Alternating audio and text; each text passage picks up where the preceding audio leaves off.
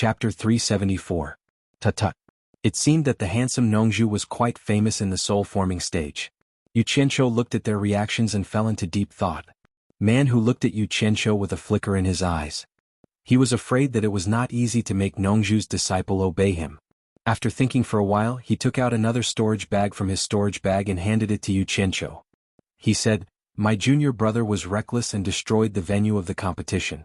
Here are 10 million upper spiritual stones as compensation. I think you can let us participate in this saber drawing competition." Yu Qianqiu took the storage bag and used his divine sense to make a rough estimate. The number should be right. But it was a little difficult. Let them participate. The people of other sects might have objections and not let them participate. But he didn't want to return the 10 million upper spiritual stones to them. Alas, it was really a dilemma. Just as he was hesitating, Zi suddenly said, "You can only participate if you pay 10 million upper spiritual stones. If you don't have spiritual stones, you can leave." Her words were very rude, very powerful, and very straightforward. Hearing this, Yu Qianqiu was so surprised that he almost couldn't close his mouth. He was ecstatic. When did this stubborn girl become so smart? She cooperated so well. In fact, this was all his own masterpiece. He had educated a simple woman who had never seen the world to think about money. He didn't know how Nongju would react if she knew. All the sects looked at each other. The deterrent force of Ziyi's action was still there, so no one stood up to object for the time being. Man who was stunned. He really took out a bag of spiritual stones from his storage bag and handed it over. Ziyi took it and carefully confirmed the number. Then she nodded to Yu Qianqiu and gave it to him. Yu Qianqiu embarrassedly put the spiritual stones into his storage bag in front of everyone. He smiled awkwardly at Ziyi and said, "Since you said it's okay, let's continue the saber drawing competition." He looked at the crowd with a little guilty conscience. The people from the 4 great clans were speechless. They had casually told a lie and earned another 10 million. This kind of money was a little too easy. However, the people from the 4 great clans naturally wouldn't ruin his show, and all of them flashed back. Supporting Xian Island's Osihai shook his head and sighed as he looked at Yu Qianqiu. He was such a good disciple in supporting Xian Island. How did it become like this? It seemed that it was really hard for a rogue cultivator to live in the cultivation world. Maybe he was afraid of being poor. Not to mention that he even took out such a treasure, he had almost reached the point where he couldn't move at the sight of money. Osihai sighed and said, "Go back." More than a dozen people from supporting Immortal Island returned to their positions. With Fuxian Island taking the lead, the other sects could only reluctantly retreat. The place became empty again. "Yu Qianqiu, we just handed over the spiritual stones but we haven't started yet. How are we going to calculate it?" Qiu Weiyuan shouted angrily. He and Dongfang Chang'ao hadn't entered the stage yet. Again. I Yu Qianqiu have always been fair. Seniors, let's start the time again. Yu Qianqiu hurriedly gestured to Wu Liqing to get ready.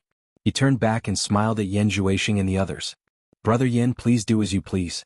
After the 2 seniors finish this round, you can just send 1 person to the stage." With another 20 million, Yu Qianqiu didn't say anything else. He turned around and ran back to the stage. The 2 girls followed him. Yan Zhuixing looked at Wu Lishua's back with a complicated gaze. He turned around and led the 7 people to the entrance. There were already a lot of rogue cultivators at the entrance. They all looked at them with disgust. Yan Zhuixing and Man Who turned a blind eye to them, but Man Who's junior brothers were so angry that they gritted their teeth. Even though they were at the late stage of passing tribulation, they didn't have a seat here. If they were arrogant before, it wouldn't be a big deal. But now that they lost to Zi, it was suspicious that they were chased here.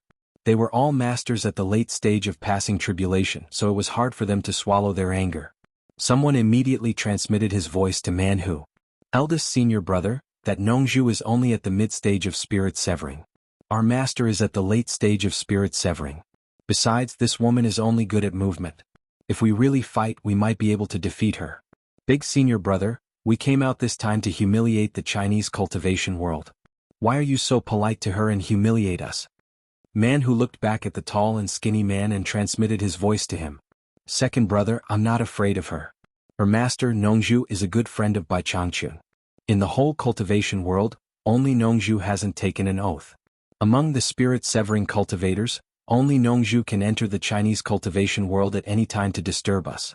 Master once told me that Nongju is used to being lazy and doesn't like to meddle. Besides, he won't make a move because of the other spirit-severing cultivators." Master told us that if we meet him, we should try to be patient and not give him an excuse to make a move. Otherwise we won't be able to defeat him no matter how many people we have. Z is his disciple. If we hurt his disciple, I'm afraid he will have a reason to make a move. That's easy. Master will kill Nongju himself. The tall and skinny man said disdainfully. You should know that two masters together are not by Changchun's match. Barbarian Tiger's words made the tall and thin man suddenly become silent. Although there was a big hole in the middle of the field, it didn't seem to affect the participants. Yu Qianqiu was also relieved. The two knives were stuck in the ground. After the accident, they weren't afraid that someone would steal them away.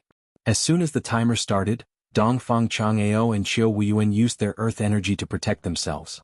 Immediately, everyone put aside the previous incident and focused their attention on the two of them. Yu Qianqiu raised his eyebrows. Under the telepathic connection, the two knives had already started to release their power before the two of them got close. Wong. The two knives seemed to have sensed that someone had ill intentions towards them. They made two sounds again. Dongfang Chang'ao and Qiu Wuyuan, who were closer, immediately felt a piercing chill in their hearts. What followed was a heart-palpitating aura of death. It was dense and oppressive, making them unable to resist and unable to get rid of it. The two of them were shocked. Only then did they realize that their earth energy protection couldn't withstand it. Yan Zhuixing, who was standing at the gate, was paying attention to the field. Just as the two knives made a sound, his pupils suddenly shrank. His eyes turned blood red in an instant and then disappeared. Everyone's attention was focused on the field. No one noticed the abnormality in his eyes. Yan Zhuixing inadvertently discovered that the two blades actually glowed with an indistinct shadow. Like a wisp of smoke, it curled up and spread out, enveloping a radius of nearly 10 meters.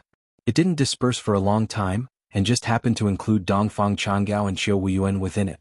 What surprised him the most was that he could feel an endless aura of death in the smoke-like shadow with just his eyes. After his demonic body was formed, although he hadn't officially cultivated the great skills in the demonic book, his demonic eye had already formed along with his demonic body. The smoke-like shadow seemed to be his demonic eye's archenemy. The moment it appeared, it stimulated his demonic eye and caused it to show itself. Then he forcefully suppressed it. Yan Zhuixing didn't understand why this happened. He squinted his eyes slightly. Dongfang Chang'ao and Qiu Wuyuan didn't dare to hesitate. Otherwise, if the time was up, they would have given another 10 million to Yu Qianqiu for nothing. The two of them looked at each other. Almost at the same time, they suppressed the spherical earth energy protection on their bodies. It was as if they were wearing a glowing coat. In a flash they appeared in front of the knives. With their strong willpower, they bit their tongues to resist the dizziness that would hit their nerves. 5 claws shrouded in earth energy reached out and grabbed the handle of the knives. The people from supporting Immortals Island and the 10,000 demons couldn't sit still anymore. One by one they stood up and excitedly hoped that the two of them would succeed. The two of them actually wanted to use their speed to quickly pull the knives out. Naturally, Yu Qianqiu wouldn't let them do as they wished. Otherwise, if the knives were gone, where would he get the knives from? Moreover, once the knives were taken away, it would be too far away and out of his control. He would be exposed immediately. He was afraid that the person who got the knives would immediately be killed by the sudden appearance of the black fire. At that time, if his swindling business was exposed, it would be really inconvenient for him to come out and meet people. Just as the two of them stretched out their claws, a thick black mist emerged from the blade with a whoosh. The protective vigor chi on their bodies immediately made a sizzling sound, almost directly breaking through their protective vigor chi. The two of them were shocked. At a glance, they could tell that this black fog was the same as the black demon that corroded Luo Qingtian's arm. Once it touched their bodies, it would be terrible. Frightened, they quickly retreated. The black fog curled up and spread in the air. The two knives became calm again, but everyone's eyes were focused on them. Many people from supporting Immortals Island and the 10,000 demons sighed. They were so close to success, but they failed at the last moment. Was really a pity. Eldest senior brother, this knife can actually attack people on its own. This is impossible even for an ordinary spiritual treasure. Could it be that this knife is a high-grade spiritual treasure? The tall and thin man behind Manhu was shocked. It's very possible. Didn't they say that this item came from the Eastern Holy Land? Manhu said solemnly. The few of them suddenly became excited. Some people behind them suddenly snorted. The few of them just looked back coldly and didn't say anything. Their master was an expert in the late stage of the soul formation realm. He also had a few spiritual treasures, including a middle-grade one. The few of them had seen it before, but they had never seen a spiritual treasure that could attack automatically. They naturally put this item in the category of high-grade spiritual treasures. I didn't expect it. Eldest senior brother, we must find a way to get this treasure and offer it to Master. Old 7, who was beaten by purple dress, said excitedly. This knife is strange. Yan Zhuixing turned around and pointed at his eyes. The few of them understood that he already had the devil eye and could see things that others couldn't. However, Yan Zhuixing's cultivation wasn't at the stage where he could use voice transmission, so it wasn't convenient for him to ask in detail. Man Hu nodded solemnly and said, spiritual treasures naturally have their own peculiarities.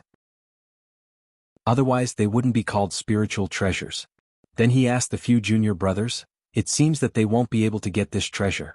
It's our turn to send people. Who's going? Chapter 375.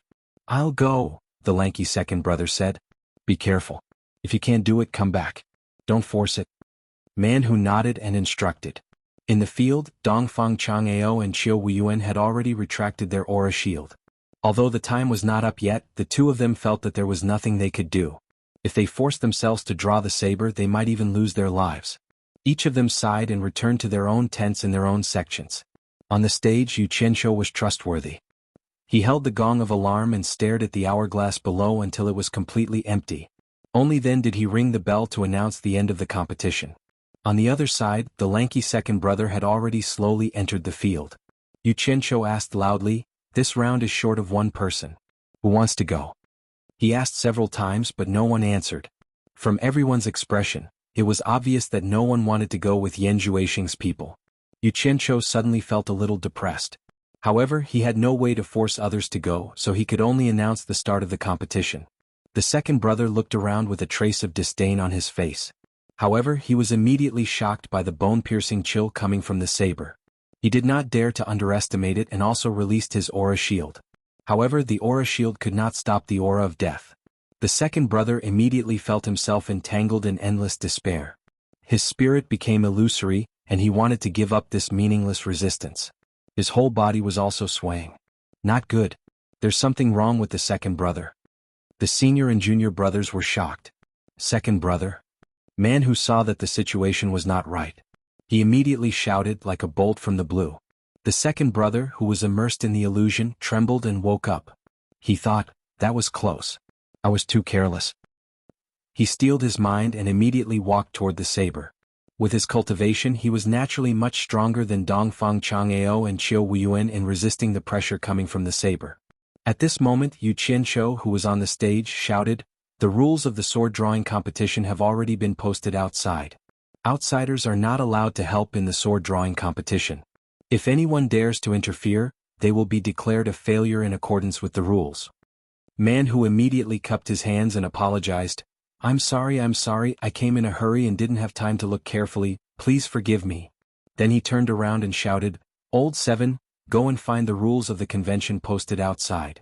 Since they were able to come here, they were naturally aware of the rules of the competition. But it was a pity that the second brother had been too careless earlier, and as the eldest senior brother, Man Hu naturally couldn't help but remind him.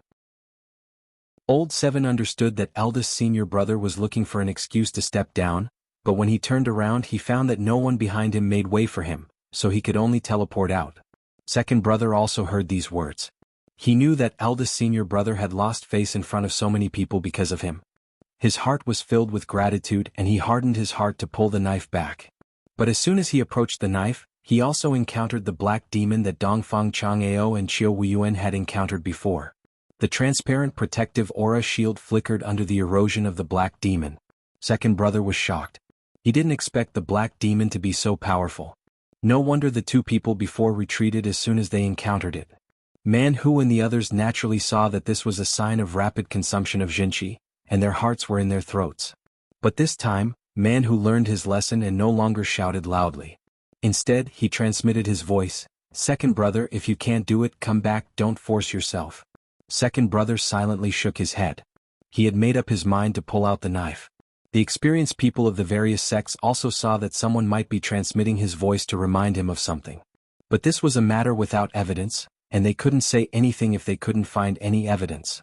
Relying on the profound cultivation of the final stage of the crossing tribulation, second brother's protective aura shield almost condensed into a solid form. It was as if he was wearing a glowing glove, and he unexpectedly grabbed the handle of the knife against the black demon. Yu Qianzhou's pupils shrank slightly, but he found that someone was staring at him instead of pulling out the knife. When he met that person's gaze, he saw that it was Yan Zhuixing who was staring at him. Yu Qianzhou smiled and nodded, but he snorted coldly in his heart.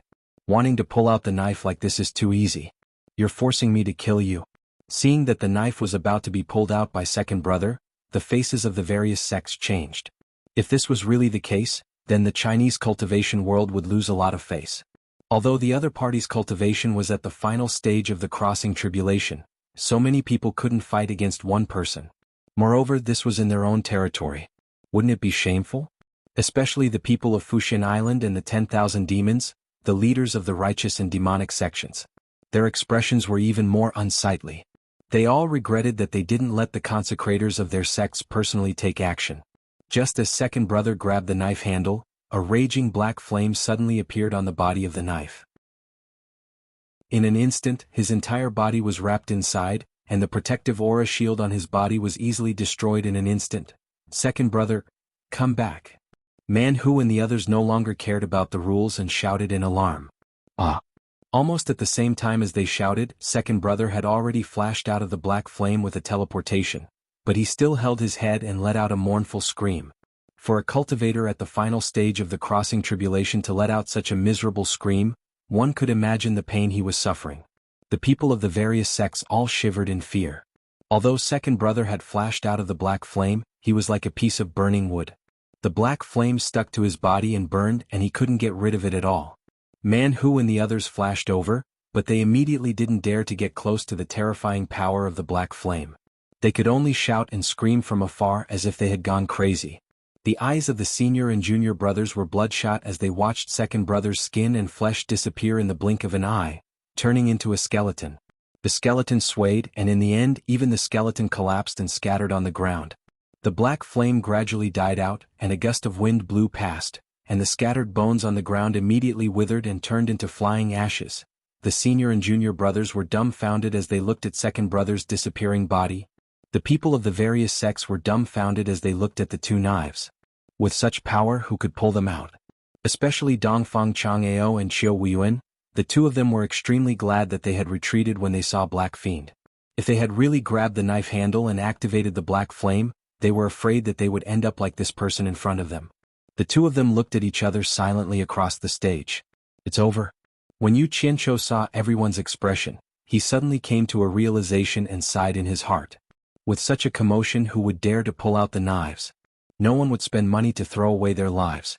The raging black flame on the knives gradually subsided, and they silently stood there as calm as before. But at this moment, everyone could only use two words to describe these two knives. Peerless murder weapons. Man Hu and his junior brothers were now left with 6 people, and they didn't even have the chance to collect second brother's corpse. 6 ferociously stared at Yu Qianzhou on the stage. The atmosphere was not good. Although in everyone's eyes Yu Qianzhou's character wasn't very good, he had just killed a foreign tribulation-passing realm expert, and gained face for the Chinese cultivation world. At this moment, everyone stood up with a hua sound and coldly stared at Man Hu and the others, supporting Yu Qianzhou.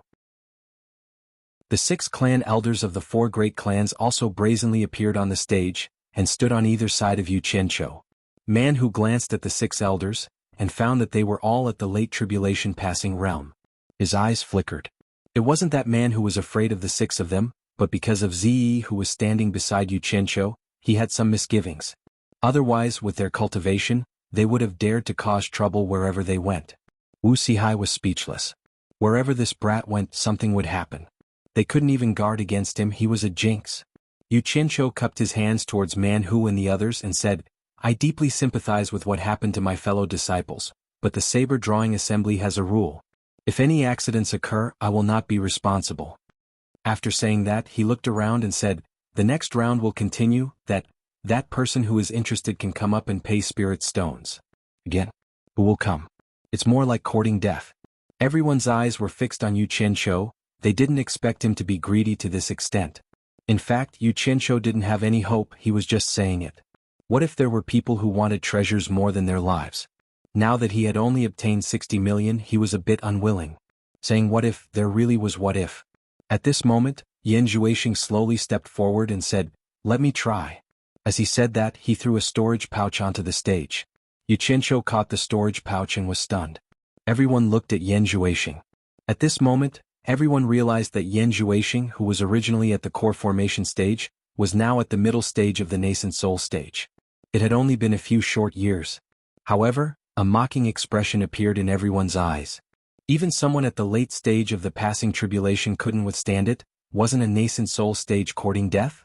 Man who stepped forward and stopped him and said solemnly, "Young Hall Master, we appreciate your kind intentions, but please don't be impulsive." He thought that Yan Zhuixing couldn't swallow his anger because of his second brother's death. However, he didn't know that ever since Yan Zhuixing's demonic eyes were stimulated by the two sabers, he had a strong obsession in his heart. He wanted to compete with the two sabers, and the aura of death that made everyone's heart palpitate made him unable to suppress his passion. Yan Zhuixing said to Man Hu, "State Preceptor, don't worry. I know what I'm doing." Man Hu and the others looked at each other. They didn't know where Yan Zhuixing's confidence came from, but they also knew that Yan Zhuixing had a strong sense of autonomy. Once he decided on something, no one could change his mind. Otherwise, he wouldn't be able to form the demonic body. *CK. My enemy. I can't wait for it. This is a good opportunity to kill you so that there won't be any trouble in the future. Yu Qianqiu didn't even look at the contents of the storage pouch and directly stuffed it into his own storage pouch. He waved at Wu Liqing below and said, "Begin, begin." He was anxious to kill Yan Zhuixing. He could ignore the enmity between the two of them, but Yan Zhuixing wouldn't. Yan Zhuixing looked around and his eyes met with Yu Qianqiu again.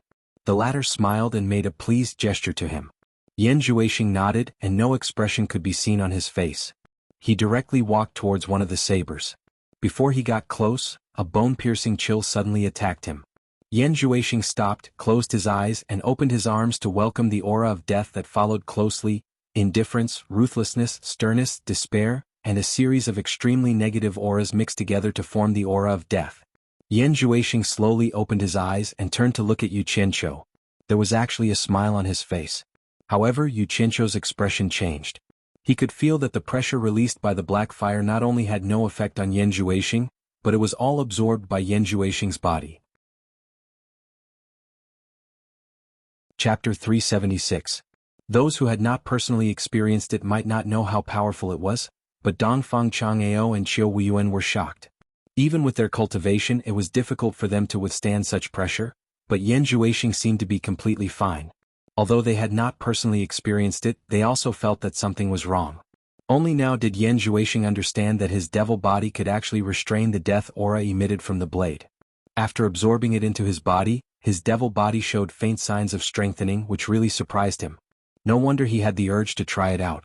It seemed that these two blades were very suitable for him. Yan Zhuixing's gaze lingered on the two blades. Suddenly, he remembered that he had limited time and could not delay any longer, otherwise he would be cheated of spirit stones by that guy again. He walked to the front of the blades with ease. Just as he stretched out his hand, the black aura suddenly erupted from the blade, instantly submerging it in thick black smoke. There were no screams as everyone had imagined. Many people, including Yu Qianqiu, were a little disappointed. Surprisingly, the black aura that was as dense as a thick cloud gradually faded. When it faded a little more, the group of people were stunned when they saw the situation inside. They saw that Yan Zhuixing seemed to be enjoying it very much, like a whale drinking water, absorbing the black aura in big mouthfuls. Man Hu and the others also looked at each other. They knew that Yan Zhuixing had already formed the devil body, but they did not expect the devil body to have such power. In the future, if he really succeeded in cultivating the great technique of the devil book, how terrifying would that be? Yu Qianqiu felt a toothache watching this. You actually used my black aura as oxygen, damn. You have guts. Yan Zhuixing was so comfortable that he almost moaned. The black aura was more beneficial to the devil body than the death aura. He closed his eyes and was enjoying it, when he suddenly had a premonition that a terrible power was about to be released from the blade. Before he could react, there seemed to be some kind of power bursting out of his body. Yan Zhuixing believed that his devil body would not harm him, so he let it freely release. Before Yan Zhuixing could touch the blade, the surging black fire instantly erupted from the blade, and at that moment, a circle of black light appeared around Yan Juexing's body at the same time. The black fire that showed unparalleled power just now was actually unable to break through the black light. When the group saw this, they all gasped in disbelief. Yu Qianzhou's face twitched even more. He did not expect Black Flame to have a nemesis, and the person who could restrain Black Flame was actually his enemy. What the hell? The black fire trapped the black light, while the black light protected Yan Juexing. The black fire and the black light neutralized each other. Just as they suppressed each other, they bounced up again. Yan Juexing, on the other hand, stood there with a cold face. His whole person looked evil and awe-inspiring. He glanced at the audience indifferently, as if the suppression of the black fire and black light had nothing to do with him. Anyone who came into contact with his eyes would subconsciously shiver in their hearts. No emotion could be seen in those eyes, and they were icy cold and indifferent to the extreme. It was as if he viewed all living beings as ants. That pair of cold eyes finally met with Yu Qianzhou's eyes. Yu Qianzhou's heart was pounding, but he still maintained a friendly smile on his face. Maybe Yu Qianzhou's smile moved Yan Juexing, but it was not the time to draw the blade yet. Yan Juexing silently turned around and walked out of the black fire. The evil and awe-inspiring black light also gradually retracted into his body. Oh my god. Is that still a human's gaze? After Yu Qianzhou got rid of Yan Juexing's gaze, he secretly heaved a sigh of relief. He thought to himself, this guy's evil aura is too heavy to actually be able to restrain my trump card. It seems like it's better not to provoke him for now. The people from the other sects were a little shocked. Yan Juexing was clearly fine, so why did he not want the treasure blade that was within his reach? Even Man Hu and the rest felt that it was a little strange. They looked at Yan Juexing, who was walking back with a questioning gaze. The latter said indifferently, let's go back. Go back now. Wouldn't second senior brother's death be in vain? Old Seven's gaze was still fixed on the blade. Yan Juexing shook his head slightly at Man Hu. Man Hu did not say much and shouted to the few people, listen to young Palace Lord, go back. As he spoke, he immediately released his flying artifact. After the few people jumped on it, they soared into the sky. Just like that, not only did one person die, but they also lost 30 million upper-grade spirit stones. They came and left in a hurry, causing the people from the other sects to be a little puzzled. So, this business probably wouldn't be able to continue. Yu Qianzhou looked around the stage and shouted, is there anyone else trying? After shouting a few times, there was no response, so he added, after 2 hours, if there is no one else trying, I will personally take back the 2 blades and end this saber-drawing conference. This was the last trace of hope that he was holding on to. Even Ziyi was looking around, hoping that someone would come out and pay. However, before 2 hours were up, the sects started to leave. With one sect taking the lead, the other sects also left one after another. There was no other way. Although the blades were good, they could not take them away. Many of the people who originally wanted to take advantage of Yu Qianzhou being alone to snatch the saber gave up on this idea. This saber could actively attack people. Even if they killed Yu Qianzhou, they still wouldn't be able to take the saber away. Almost all the sects had left. Only Fuxian Island, 10,000 Demons and Moon Clan, which were closer to the front, did not leave. Yu Qianzhou swore some vulgarities that others could not hear clearly. He tore off the big red flower and the red cloth on his body. After seeing the 3 sects, he was slightly stunned. Fuxian Island and 10,000 Demons still had a reason to stay. What were the women from Moon Clan doing here? Did they admire me so much? Earning 70 million in a day was also worth admiring? T. He jumped off the stage and took back the 2 blades that he used to trick people. He called Ziyi and Wu Lixue and left. The Wu clan would naturally arrange for people to clean up the mess. Yu Qianzhou. 2 old men's voices and a woman's voice called out at the same time. Were they really looking for me? Yu Qianzhou stopped and turned around. He asked confusedly, seniors, why are you looking for me? Needless to say, Dongfang Chang'ao and Qiu Wuyuan were acquaintances. The woman from Moon Clan was called Hua Rui. Although he was not familiar with her, he knew her. When he went to the demon region to train, she was the leader of Moon Clan. After the 3 shouted, they looked at each other. Dongfang Chang'ao and Qiu Wuyuan had been entangled for many years. They could almost read each other's minds. They knew what each other wanted to do with just one look. The 2 old men looked at Hua Rui suspiciously. They really could not figure out what she wanted to do. The 3 first cupped their hands at the people from the 4 clans on the stage.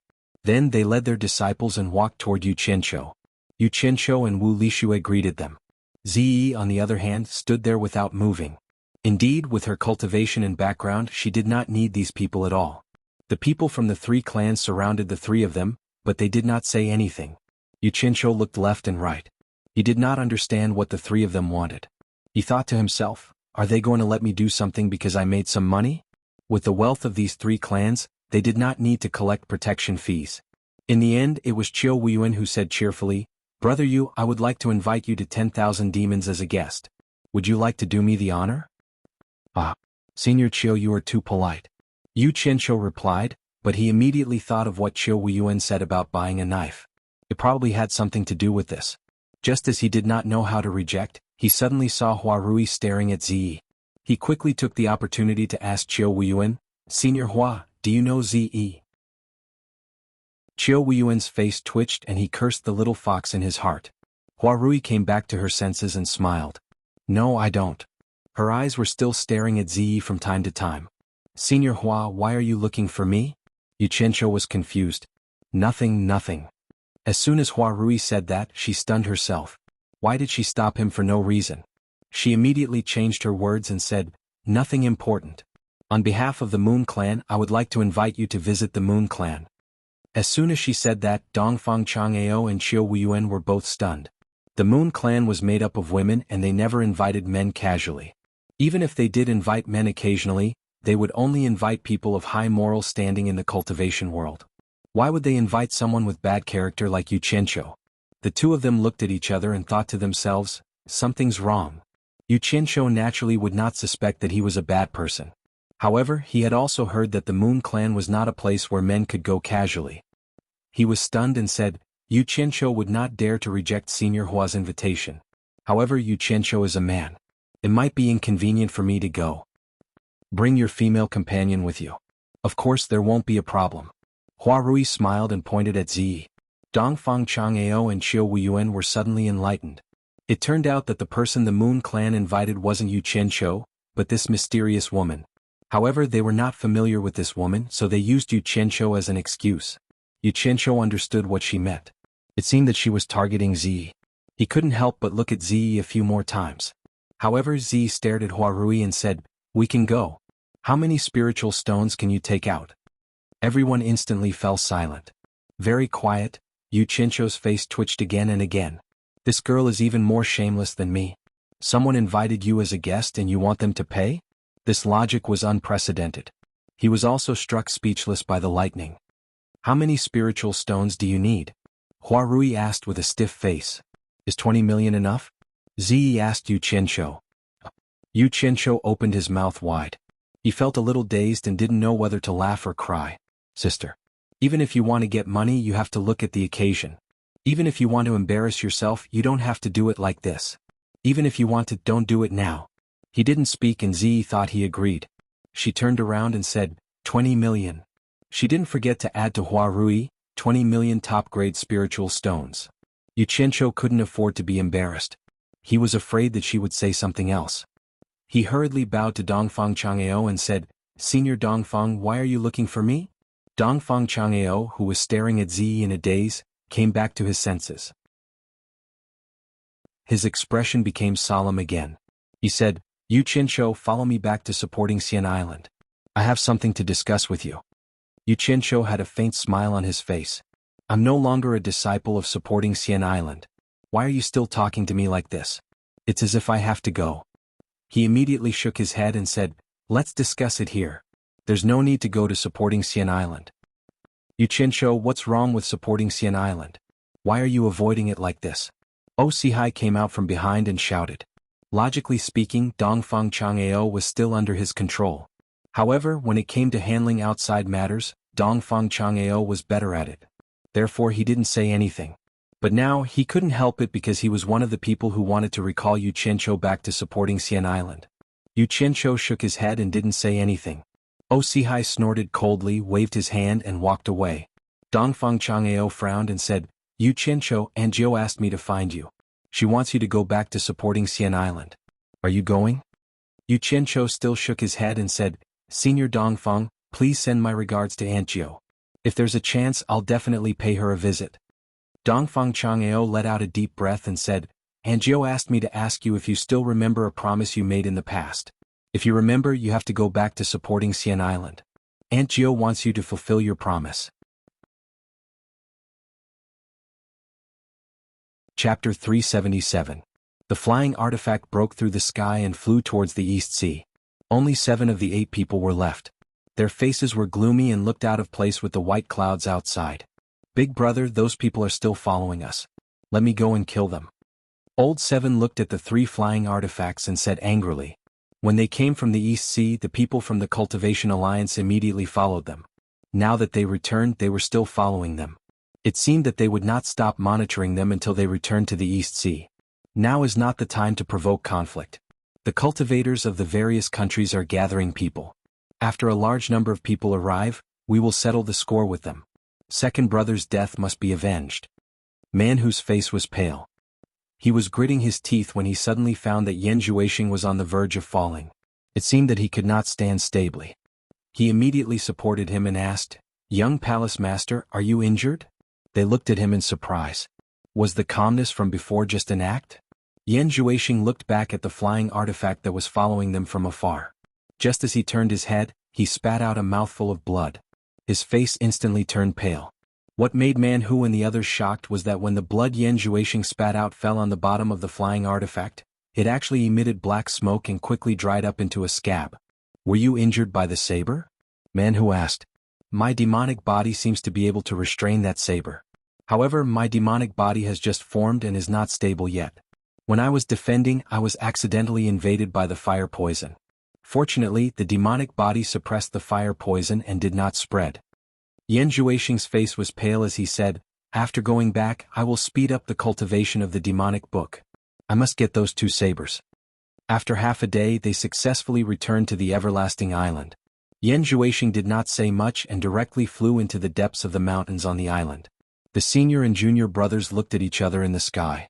They knew that he went to cultivate the demonic technique. Man Hu and the others thought of the shocking technique in the demonic book and felt a chill in their hearts. Old Third, who had been silent all this time, asked, "Big brother, this demonic book is a treasure that Master has kept for many years. Why did you say that you accidentally found it in the inner palace? Also, although Master told us to look for people who can build a devil body, why did you give the devil book to him to cultivate? If Master investigates this matter, I'm afraid." Man Hu looked at his junior brothers and revealed a satisfied smile. These junior brothers clearly knew that what he did was inappropriate, but they didn't say anything. This trust was very precious. But thinking of the dead second brother, Man Hu said with some sadness, "Third brother, Master treated us like his own father. How could I do such a thing behind Master's back?"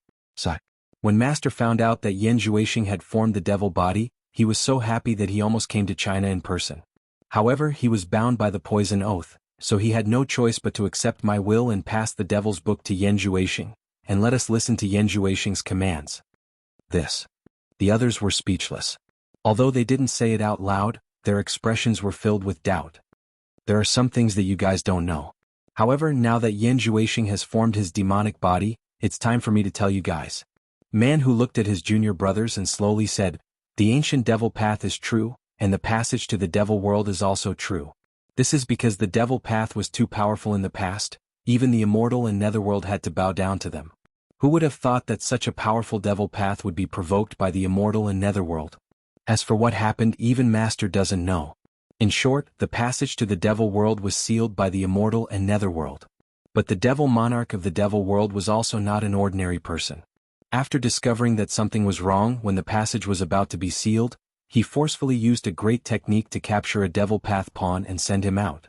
The pawn that was sent out had the devil's book, bestowed by the devil monarch. The others looked at each other in dismay. Third brother frowned and said, "Eldest brother, did Master tell you this? Why didn't Master tell us?" Third brother, listen to me slowly, you will naturally understand after listening. Man Hu continued, "Since the immortal and netherworld dared to do this, they naturally wouldn't let the people of the devil world have the opportunity to open the passage from the inside. The devil path pawn carried the devil's book, and was entrusted by the devil monarch to look for people in the mortal world who could successfully cultivate the devil's book. Once someone could successfully cultivate the devil's book, they would naturally be able to find the sealed passage to the devil world. With the power of the devil's book, there would definitely be an opportunity to open the passage from the outside." Since that is the case, why didn't the devil path pawn cultivate the devil's book himself, but instead looked for people to cultivate it? Fourth brother was puzzled. If you want to cultivate the devil's book, you must first build the devil's body. Man who sighed. At that time the situation was urgent, and the devil monarch didn't have time to choose a more suitable candidate. He had no choice but to send the devil's path pawn. But the devil's path pawn's talent was limited, and he was unable to build the devil's body, so how could he cultivate the devil's book? After the immortal and netherworld joined hands to seal the passage, they wantonly slaughtered the remaining devil path people in the mortal world. And at that time, without the support of the devil world, how could the devil's path people be a match for the immortal and netherworld? Almost all of them were killed, and from then on the devil's path became extinct. That devil's path pawn, who was entrusted with the heavy responsibility, endured humiliation and went through untold hardships to survive. After the immortal and netherworld stopped paying attention to the mortal world, he quietly looked for people who could build the devil's body and cultivate the devil's book. Seventh brother, who was a bit hot-tempered, was stunned. Then how did the devil's book fall into the hands of Master? Seventh brother didn't understand, but the others thoughtfully looked at each other and seemed to have understood something. Man who looked at them and explained with a smile, that devil's path pawn's cultivation hasn't reached the stage of immortality, and it's also impossible for him to live from ancient times until now. He was entrusted with the heavy responsibility of the Devil King, so he naturally had to find someone to succeed him. Before he died, he found a successor, and at the price of never being able to reincarnate and having his soul scattered, he used the Devil's Curse of the Devil's Path secret technique on the successor.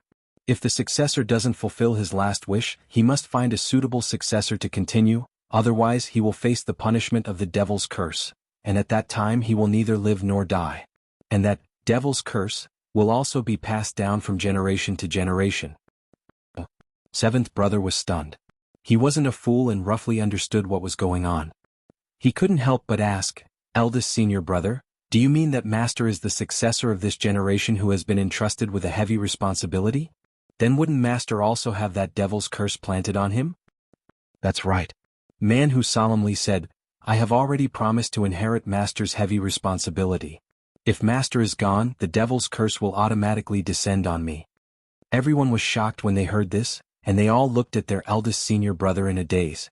Man who waved his hand and said with a smile, "However, this matter is really unexpected. At that time I saw that Yen Zhuixing's will was firm, so I had the idea of letting him try to build a devil's body. I really didn't expect that after countless years of failure, he would actually succeed. I have to say that it is a coincidence. Since it has been successful, then is the devil's curse on Master already broken?" Fifth brother asked. Man who shook his head with a wry smile, "How could it be so easy? There are only two ways to break the devil's curse. First, after the devil world's passage is opened, the devil's curse will naturally disappear. Second, after the devil book cultivator reaches the late devil king stage, he can use a great method to help the successor build a devil's body. Once the successor's devil's body is formed, the devil's curse will naturally disappear. Of course, when the devil king uses a great method to help the successor build a devil's body, it is almost impossible to fail. Unlike when we use the 7-star blood-piercing great method, it is almost impossible to survive. In that case, Yen Zhuixing needs to smoothly cultivate to the late devil king stage to be able to break the devil's curse on Master. Sixth brother asked. That's right. Therefore, Master wants us to listen to Yen Zhuixing's command. The purpose is to help him eliminate the interference and smoothly cultivate the devil book. Man who said suddenly looked at everyone and sighed. It's just that if it's like this, junior brothers will have to suffer. This matter originally has nothing to do with you. Eldest senior brother, please don't say that. Master and we are like father and son. It is our duty to serve Master. How can there be any grievances? Third brother stopped him. The others also said similar words. Man who tightly pursed his lips, looked at his junior brothers and nodded with gratification. The third brother frowned and said, Eldest senior brother, there's a troublesome matter. If we want to avenge second senior brother, we naturally have to kill the Yuchencho. However, Nongzhu's female disciple has always been by his side. Seeing how she listens to Yuchencho's words, once we make a move, Nongzhu's disciple will definitely help. Although we are not afraid of her, if Nongzhu is involved, then it will be troublesome. Second brother, we can't die in vain. I will immediately send a message to Master. I believe that after Master knows of second brother's death, he will clear the obstacles for us to take revenge. Master will definitely personally go to the South Sea Purple Bamboo Forest to negotiate with Nongju. Man whose eyes flickered. After saying that, he flashed to the peak of a mountain, took out a piece of jade, found the direction, and muttered softly, in the distant Di-Rong Empire, a snow-capped mountain towered into the clouds, the cold wind whistled under the gloomy clouds and snowflakes fluttered in the air, there was not a trace of green, nor a trace of life. Above the gloomy clouds, on the peak of the snow-capped mountain, the sun was shining brightly, the mountain was covered with a layer of ice, and under the sunlight, the mountain was draped in 7 colors. In such a deserted place, there was an old man with white hair and beard sitting cross-legged on the ice peak, his body only wrapped in a thin snow-white robe. He was not afraid of the cold. Next to him, there was a snow-white python, curled up into a ball and sleeping soundly. The strangest thing was that there was a pair of sparkling and translucent horns on the snake's head. If a knowledgeable person saw this, they would know that this was a rare spirit beast, snow flood dragon. At this time, the old man who was sitting cross-legged like a sculpture suddenly opened his eyes. He was silent for a moment, then as if he had heard some unfortunate news, his eyes suddenly widened, his eyes flickered, and he suddenly stood up. A huge imposing aura surged out from his body. The sleeping snow flood dragon quickly opened its eyes and raised its head, its bright red eyes blinking, revealing a frightened expression. Its coiled body brought along a white shadow, and like a divine dragon, it quickly drilled into the sea of clouds, disappearing without a trace. Ah! The old man suddenly let out a painful howl, and a majestic aura surged out like a gas. The entire mountain peak immediately felt as if a strong earthquake had occurred. The ice covering it collapsed with a loud rumble and slid down the mountain. The thick gloomy clouds that floated over the mountainside, with the mountain peak as the center, stirred up undulating waves, and dispersed in all directions. The imposing aura was truly astonishing. The old man suddenly swung his arms, and his whole body rapidly broke through the sky, bringing with it a sharp whistle of friction with the air, and disappeared into the distant sky in the blink of an eye. Chapter 378. Fuxin Island, the place that Yu Qianqiu hadn't been to for a long time. When Dongfang Chang'ao said that Ma Jiugu wanted him to fulfill his promise, he knew that he had to come, and it was hard for him to refuse. He might feel that he didn't know anyone from Fuxin Island, but Ma Jiugu was an exception. Back then he couldn't bear the torment of time anymore, so he knelt down to Ma Jiugu in exchange for a starting point, but it also made him bear a promise that he had to repay. Yu Qianqiu didn't deny that he could go back on his word, but for a man like him there was a difference. If he didn't return it he wouldn't return it, but if he had to return it he couldn't avoid it. What was the difference? Look at your conscience, there was no reason. Dongfang Chang'ao drove a flying artifact and brought Yu Qianqiu, Ziyi and a group of people from Fuxin Island back. On the way, Osihai was still panting with anger, but Yu Qianqiu was too lazy to pay attention to him. This kind of guy was used to being flattered at home and he lacked stimulation. Ziyi silently stayed by Yu Qianqiu's side. She discovered that Yu Qianqiu's expression was somewhat absent-minded. She didn't know what he was thinking about. This was the first time she had seen such a thing happen to Yu Qianqiu. Fuxin Island had already received the news in advance that Yu Qianqiu was coming back. No one knew who leaked the news, but some of the younger generation disciples immediately spread the news around the island. The expelled Yu Qianqiu is coming back. The Ang Kuangtsung Yu Qianqiu that even ancestor Qing Fu couldn't catch is coming back. The Yu Qianqiu who saved the disciples of various sects in the demon ghost domain is coming back. The Yu Qianqiu who defeated a competitor in the cultivation pavilion is coming back. The Yu Qianqiu who created the star flame fire technique is coming back. The Yu Qianqiu who killed the grandson of sect master Ang Kuangtsung and the son of Daluo sect. Master's coming back. I heard that Daluo sect master Luo Qingtian was also defeated by Yu Qianqiu and lost an arm. Who doesn't know about this? The saber drawing assembly, this time is hosted by Yu Qianqiu. There were even a few female disciples hiding in their rooms discussing with stars in their eyes. The first girl exclaimed, "Really? Senior Yu Qianqiu who cultivates the Guiyuan sword technique, is coming back? I don't know if I have the chance to come into contact with him. I've been cultivating the Guiyuan sword technique for such a long time, but I always feel that I can't unleash its power. I really want to ask him for some pointers." The second girl said with disdain, "I also want him to give me pointers. But he is no longer a disciple of supporting Immortal Island. Why should he give us pointers? I heard that he is a guest invited by supporting Immortal Island." The third girl said with regret, Senior Yu Qianqiu is the person I admire the most. He didn't do anything wrong to supporting Immortal Island, so why did the sect expel him?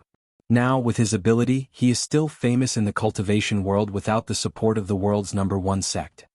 Ding Girl rubbed her chin and said, "You are not the only one who admires Senior Yu Qianqiu. Who in our supporting Immortal Island doesn't admire him? So, how many years does it take for such a person to appear in supporting Immortal Island? But he was chased away by the sect. I suspect that someone is jealous of his talent and is purposely making things difficult for him." Yes. The few girls nodded and agreed with what Ding Girl said. The higher-ups of supporting Immortal Island heard similar discussions from the young disciples everywhere they went. They didn't know whether to laugh or cry. These young people all remembered Yu Qianqiu's good points, but consciously didn't accept their idol's shortcomings. It seemed that Yu Qianqiu's reputation as a scum of the cultivation world, and a madman, was very famous. Didn't they hear of it? However, it was understandable. Yu Qianqiu didn't look very old, but he had done many things that young people wanted to do but couldn't.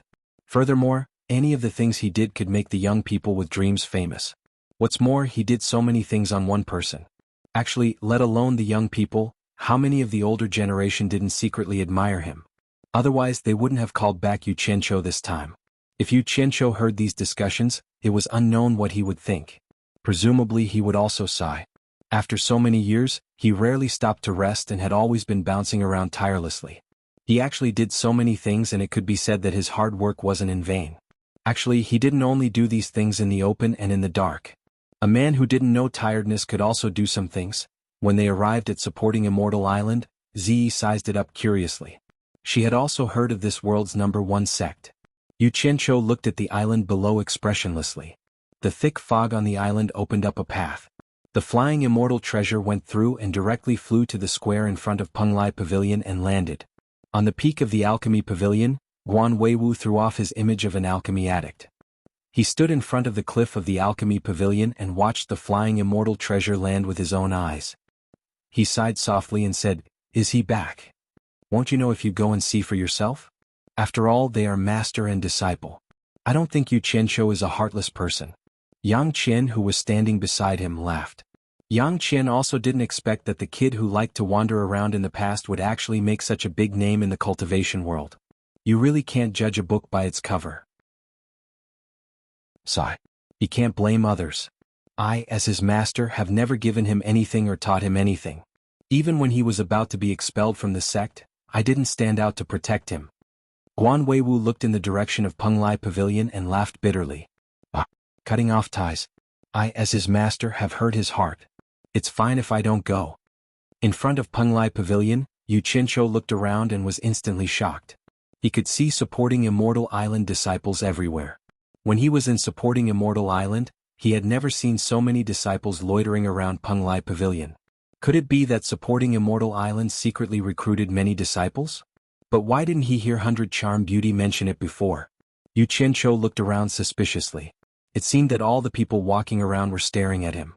Something was wrong. As he thought of this, he also became vigilant. Ziyi nodded secretly. The world's #1 sect was indeed the world's #1 sect. Just by looking around, there were actually so many low-level disciples.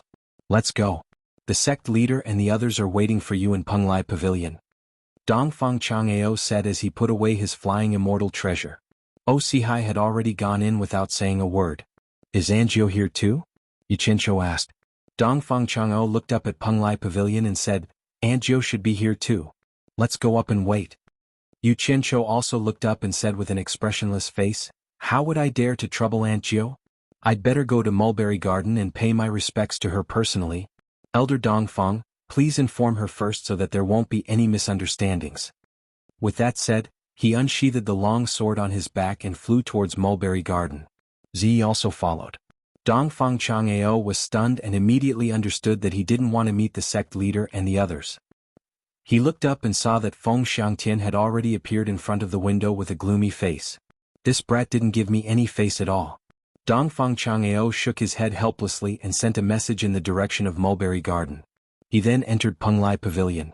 The disciples near Penglai Pavilion were slowly walking in the direction of Mulberry Garden as if nothing had happened. Mulberry Garden was still lush and lush.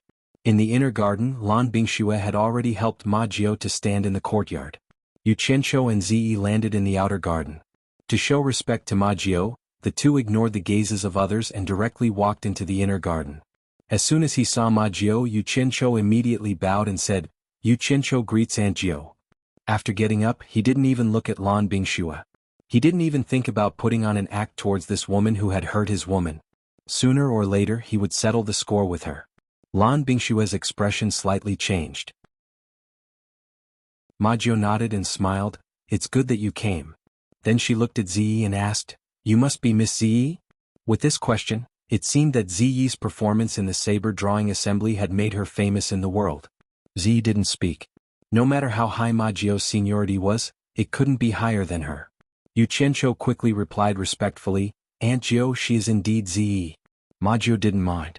She looked at Yu Qianqiu and said with a smile, "This old woman won't talk nonsense, lest you youngsters talk too much to me. Yu Qianqiu, that year in this garden you owed this old woman a promise. Today this old woman summoned you to fulfill this promise. Are you willing?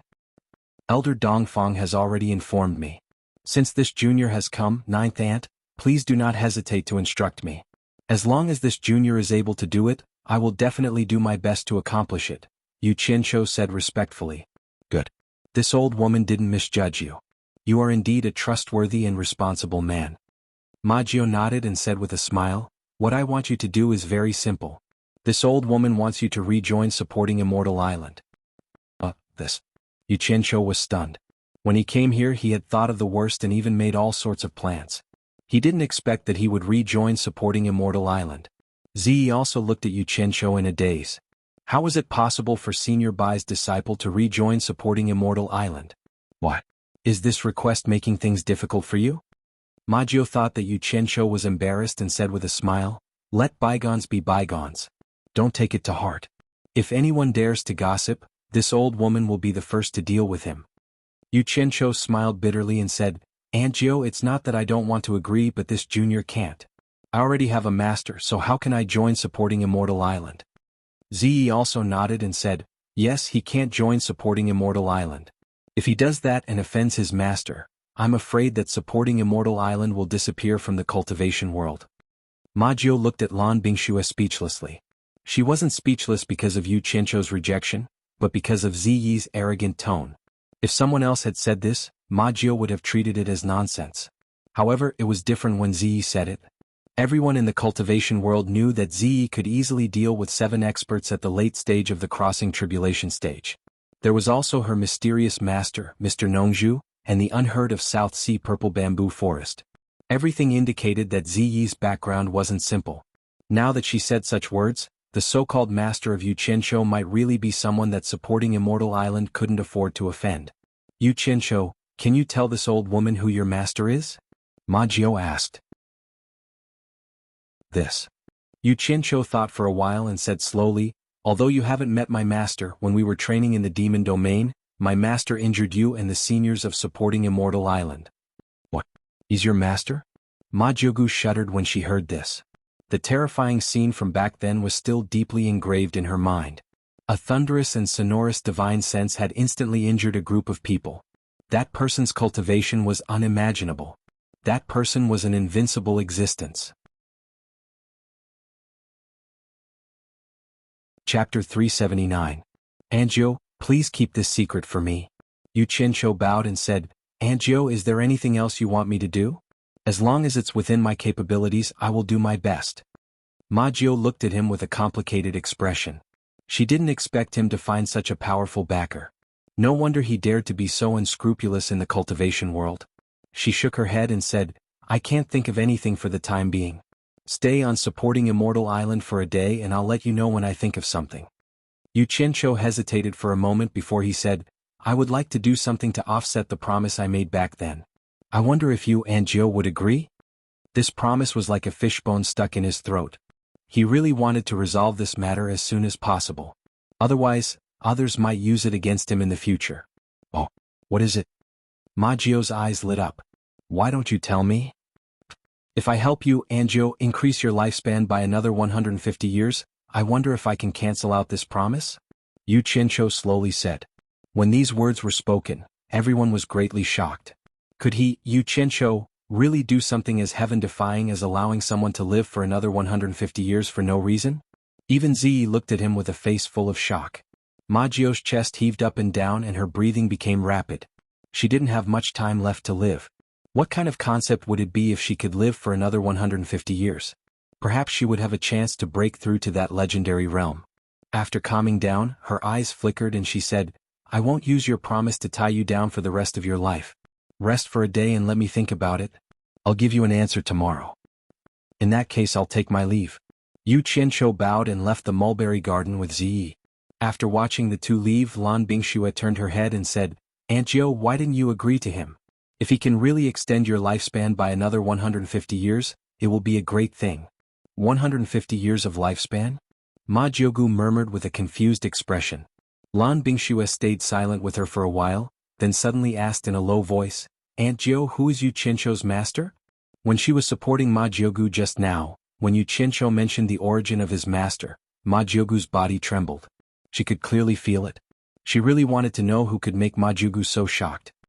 I've fought him but I've never met him. Ma Jiaogu gave a simple reply.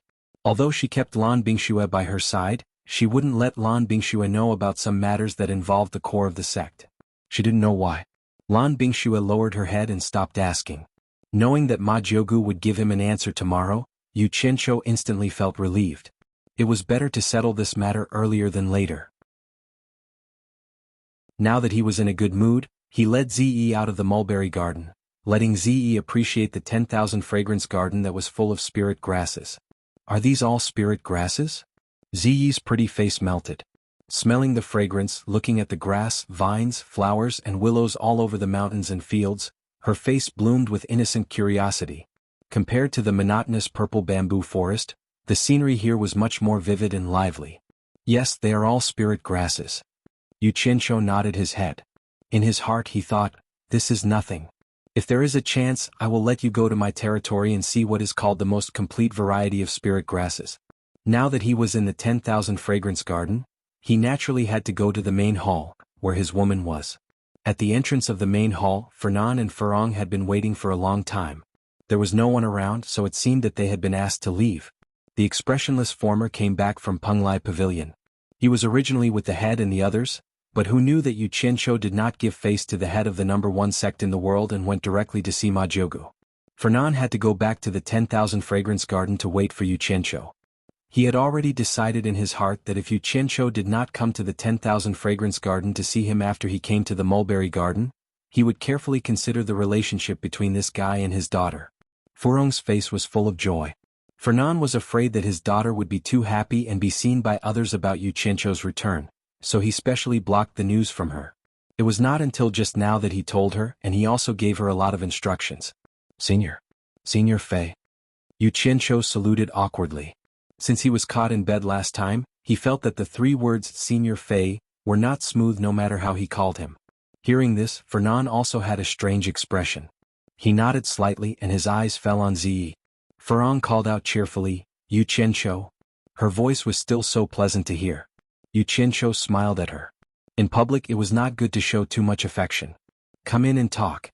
After Fernan finished speaking, he was just about to turn around, but his body stopped, and he looked at the outside of Myriad Fragrance Garden with a twitching expression. Several people also looked over and Yu Qianqiu was also stunned. He saw that in the forest outside Myriad Fragrance Garden, there were flying swords flying everywhere, and there were probably no less than thousands of them. Damn. What are they doing? Yu Qianqiu looked at Fernan suspiciously. Fernan said in a deep voice, You will know when you go out and take a look. He naturally had to listen to his future father-in-law's words. Yu Qianqiu immediately turned around and walked out of Myriad Fragrance Garden, and Ziyi followed him. He wouldn't know if he didn't look, but he was shocked when he saw that there were probably no less than 400 to 500 people, and all of them were controlling the swords. Some were controlling 2 or 3 swords, and some were controlling more than 10 swords at the same time. No wonder there were so many flying swords flying everywhere. Yu Qianqiu said blankly, Guiyuan sword technique? Since when did this place become a training ground? Since when did Guiyuan sword technique become popular on Fuxian Island? As soon as Yu Qianqiu appeared, the flying swords flying everywhere were all collected, and hundreds of excited eyes stared at him. Someone took the lead and shouted, Greetings, Senior Yu Qianqiu. Then it was a mess and cheers came one after another. Everyone gathered around as well. Fernan, who was in front of the main hall, shook his head and smiled bitterly, but Furong's face was full of pride for her man. You all know me?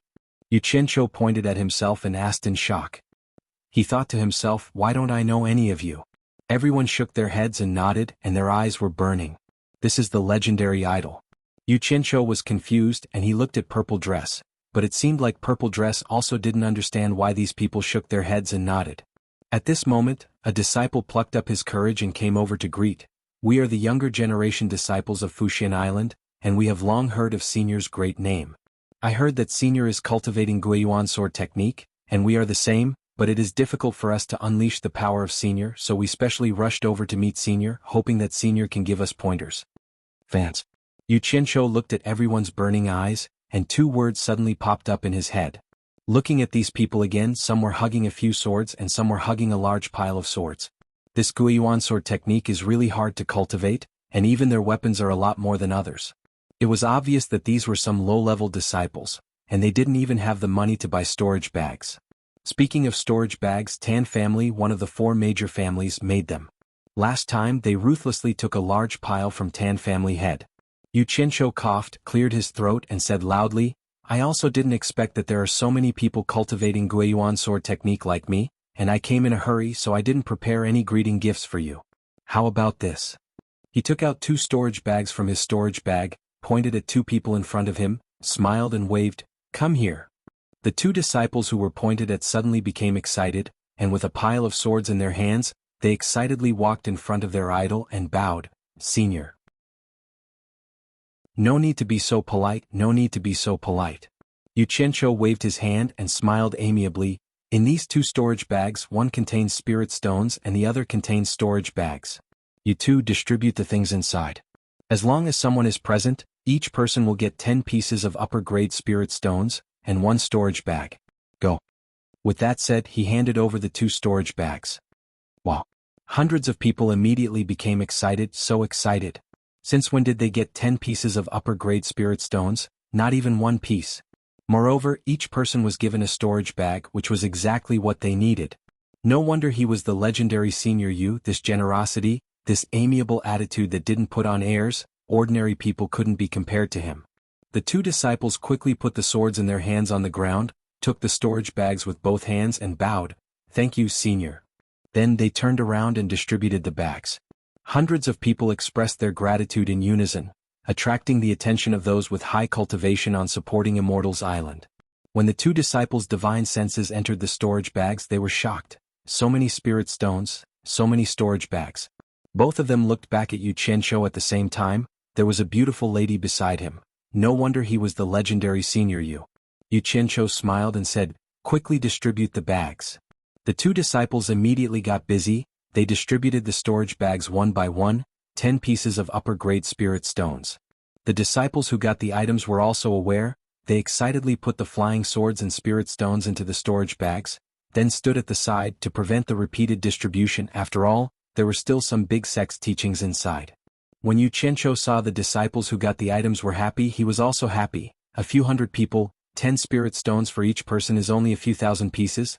A few thousand pieces of upper-grade spirit stones and hundreds of storage bags can buy the hearts of a few hundred people. Even if he was short of money, he can't be stingy, no matter whether the hearts of the people he bought will be useful in the future. It is definitely worth it. Ziyi saw that Yu Qianqiu was actually distributing the spirit stones. She was worried. She couldn't understand why he did this. It is not easy to earn some money. The liveliness outside made Furong also excited. She wanted to come out and share with Yu Qianqiu, but when she remembered her father's instructions, she was afraid that it will have a bad influence on Yu Qianqiu. She still held back. But Ferdinand's face turned ashen. This kid is too arrogant. He actually openly bought the hearts of the people in Fuxian Island. He doesn't know what low-key is. The spirit stones and storage bags were distributed very quickly. The 2 disciples sent the rest back. Yu Qianqiu took the storage bags, first gave a storage bag to each of them, then gave 100 upper-grade spirit stones to each of them. He smiled and said, you have worked hard, don't think it is too little. Thank you, Senior. The 2 of them received it happily, not to mention that Yu Qianqiu personally gave it. The spirit stones are 10 times more than the others. When did the 2 of them get 100 upper-grade spirit stones? The flying swords and spirit stones on the ground were put into the storage bags. The two of them hung the storage bags on their waists. The happy expression on their faces can't be stopped. From today onwards, we are also people with bags. Senior, please give us pointers on Guiyuan sword technique. The two of them looked at each other, suddenly bowed at the same time. Hundreds of people also bowed together and said, Senior, please give us pointers. In this kind of atmosphere, Yu Qianqiu was also in high spirits. He found the feeling of being a teacher. After adjusting his mood, his face became solemn. He slowly paced and said, There is no pointers. I also don't know how to give pointers, but you all remember my words. Although all the sects in the world have thousands of spells, although each has its own magical power, the myriad changes do not deviate from the original. The sea of spells is boundless, but there is a path in the spells. Hard work is the path. Only through suffering can one become superior. The lack of talent can be made up for by hard work. As long as you all remember these, sooner or later you will be able to walk a path of glory that belongs to you.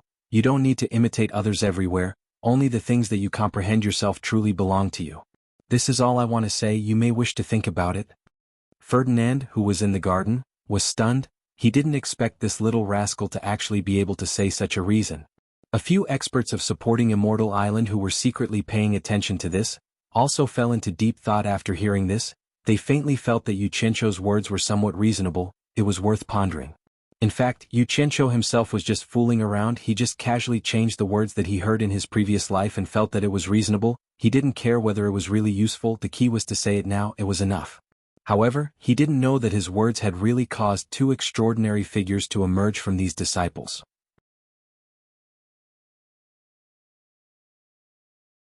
Chapter 380. In the courtyard behind the Wanfen Garden's main hall, Ziyi stood in the courtyard and looked at a tightly shut door with a puzzled expression. Yu Qianqiu and Furong had entered the room again. Furong was the same as Wu Lixue and was also making some strange sounds. Ziyi could not understand it no matter how she thought about it. After half a day, Yu Qianqiu came out of the room happily. Ziyi walked over and asked, What are you guys doing? Yu Qianqiu didn't answer and instructed with a serious expression. Now, help me guard this room and don't let anyone in. I have something important to do. Ziyi saw that he was serious and immediately agreed. Yu Qianqiu then went back into the room. Furong, who was tidying up her clothes, still had an amorous expression on her face. Yu Qianqiu hugged her and disappeared. Furong wasn't surprised at all as she was used to it. Utopia's misty palace, Bai Suzhen was sitting cross-legged with the green destiny sword in her hand. She would draw something in the air with her slender fingers. Then she would shake her head and go into deep thought. It was obvious that she hadn't broken the restriction on the sword. Yu Qianqiu, who suddenly appeared, looked at her silently and didn't disturb her.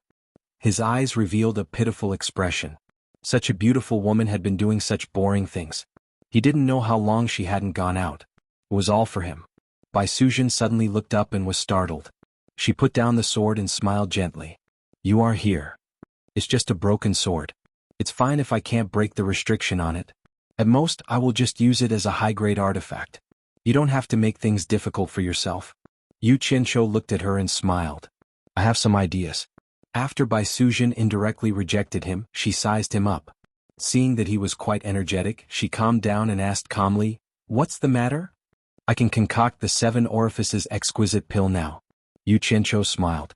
Bai Suzhen was surprised and asked, You found the resurrection grass? I haven't picked it yet, but I can pick it any time. Sister, help me prepare 3 mature 7-star blood orchids and 3 strands of Adumbra flower silk. I'll go pick the soul-returning grass now and meet up with you here. Got it? Bai Suzhen nodded with a gentle smile and went out. Yu Qianqiu stared blankly at her back for a while before disappearing. Outside the great door of the netherworld, Yu Qianqiu, who had suddenly appeared, subconsciously looked around. Although it was not his first time here, the atmosphere here was really suffocating. He glanced at the tightly shut gates of the netherworld.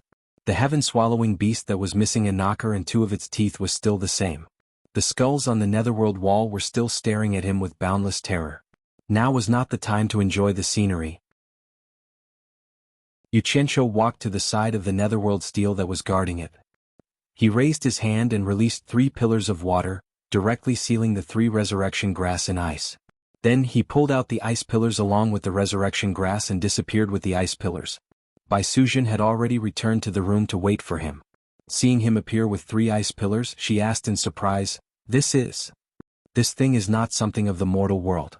When I picked it, I couldn't see it in public, or else it would immediately turn into smoke. I directly sealed it in ice and brought it here." Hearing his words, Baisuzhen discovered that there were indeed 3 stalks of red spiritual herbs in the icicle, which were similar in color to the 7-star snow orchid. Carefully looking at them, she asked, "You can enter and exit the 9 Netherworld cave at any time now?" "That's right. Now I can enter and exit the 9th Netherworld cave at any time." Yu Qianqiu smiled proudly. Then, his expression turned solemn as he said, "Sis, let's not waste any more time. I still have to rush back. Let's start now." He raised the 3 icicles with his palm, and the cyan flame that had become faintly transparent due to the lowered temperature instantly wrapped around the icicles. The 3 icicles instantly turned into mist and evaporated, while the 3 spirit herbs also turned into sparkling red spiritual liquid. Yu Qianqiu looked at the changes in his palm. His gaze deepened as he said, "Adumbra guarding the soul, soul replenishing the soul, and 7-star body building. There are 3 portions of each. Although this 7 orifices exquisite pill only requires these 3 spirit herbs to refine, each of them is a precious treasure and is truly hard to come by. Sis, toss in the other 2. Baisuzhen obeyed and tossed the Adumbra flower and 7-star blood orchid into the azure flames. Yu Qianqiu immediately acted as if he was facing a great enemy. He carefully controlled the flames with a cold expression. After all, these were not ordinary spirit pills. It would be a pity if they were wasted. Baisuzhen shifted her gaze from the azure flames to Yu Qianqiu's face. His exceptionally serious expression made Baisuzhen feel a little dazed. He was no longer that useless disciple Ong Kwangtsung from back then. The massive wealth and manpower that Utopia possessed were all built by him step by step.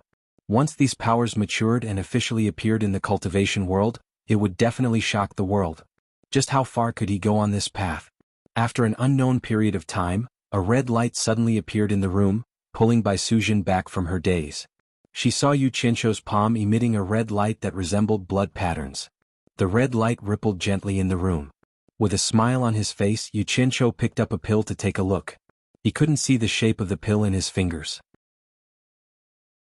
All he could see was a blood-red shadow. It was clearly a demonic color, but it didn't feel demonic. The pure red patterns were soft. "You've succeeded?" Baisuzhen said in surprise. Yu Qianqiu smiled and said, 9 pills in 1 cauldron. Not a single one is missing. It's done." At that moment, everyone in Utopia cast their gazes above Ethereal Peak. They saw the entire ethereal palace suddenly emit a blood-red glow that soared into the sky. After the wind and clouds in the sky were stimulated by the red light, they stirred silently. Gradually, the wind and clouds formed the shape of a dragon and a tiger. They circled and chased each other. It was a spectacular sight. After a full 15 minutes, the blood-red light converged. Only then did the dragon and tiger gradually dissipate, leaving everyone dumbfounded. The 2 people in the room were still looking at the spirit pills. They didn't know that when the pills were formed, an auspicious sign had already appeared in the sky outside. This was a sign that would only appear when a truly heaven-defying spirit pill had been refined. The 7 orifices exquisite pill could compete with the heavens and earth, so it was naturally a heaven-defying spirit pill. "Sis, I'll take 1 and leave first. Give the remaining 2 to my parents. Keep the rest safe. I'll get them from you when I need them." Yu Qianqiu gave 8 spirit pills to Baisuzhen and put 1 into his storage bag. He smiled and left. By the time he returned to Myriad Fragrance Garden, it was already the next morning. Furong had been waiting for him in the room. When she saw him, she called out happily, "Yu Qianqiu." No matter how close the 2 of them were, Furong liked to call him that, and every time she called him that, she would be very happy. "I'm going to the mulberry garden to find Aunt Gio. After I see her, I might leave immediately." Yu Qianqiu hugged her and whispered into her ear. Furong hurriedly said, "I'll go with you." "Be good." Yu Qianqiu directly said these 2 words. Furong understood what he meant and didn't say much. She only said quietly, "Then you have to come and see me often. As time goes by, I'll miss you very much." Yu Qianqiu pushed her away and smiled in return. He resolutely turned around and opened the door. When he opened the door, he saw that Ziyi was still standing at the door looking back at him. Yu Qianqiu unsheathed the long sword on his back and soared into the sky. Ziyi immediately followed.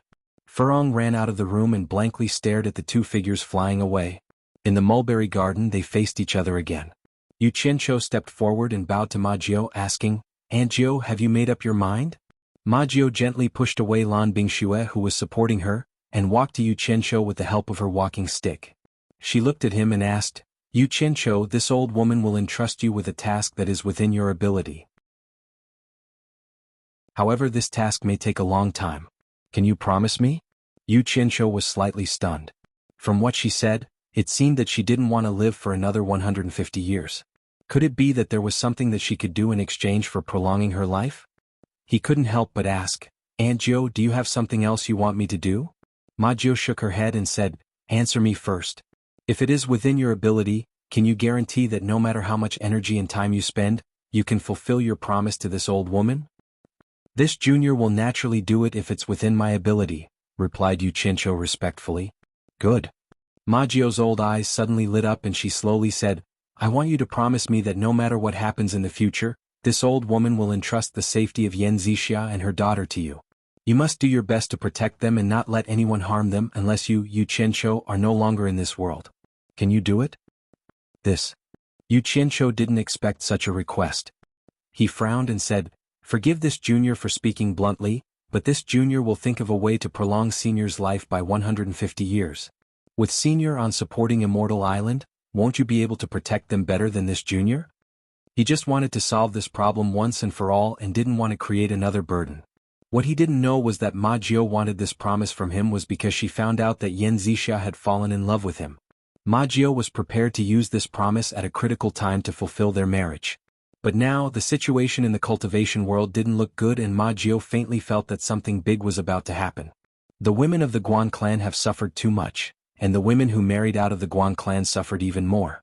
None of them had a good ending, and this seems to have become the fate of the Guan clan's women. That's why I've never married. Back then, I was the one who supported the marriage between Yan Bugui and Bai Hua. My goal was to prevent the men from the Guan family from arranging her fate, so that she could escape the fate of dying a horrible death. But I was wrong. Yan Bugui has disappointed me too much. Since this old woman made a mistake, this old woman has to bear the consequences.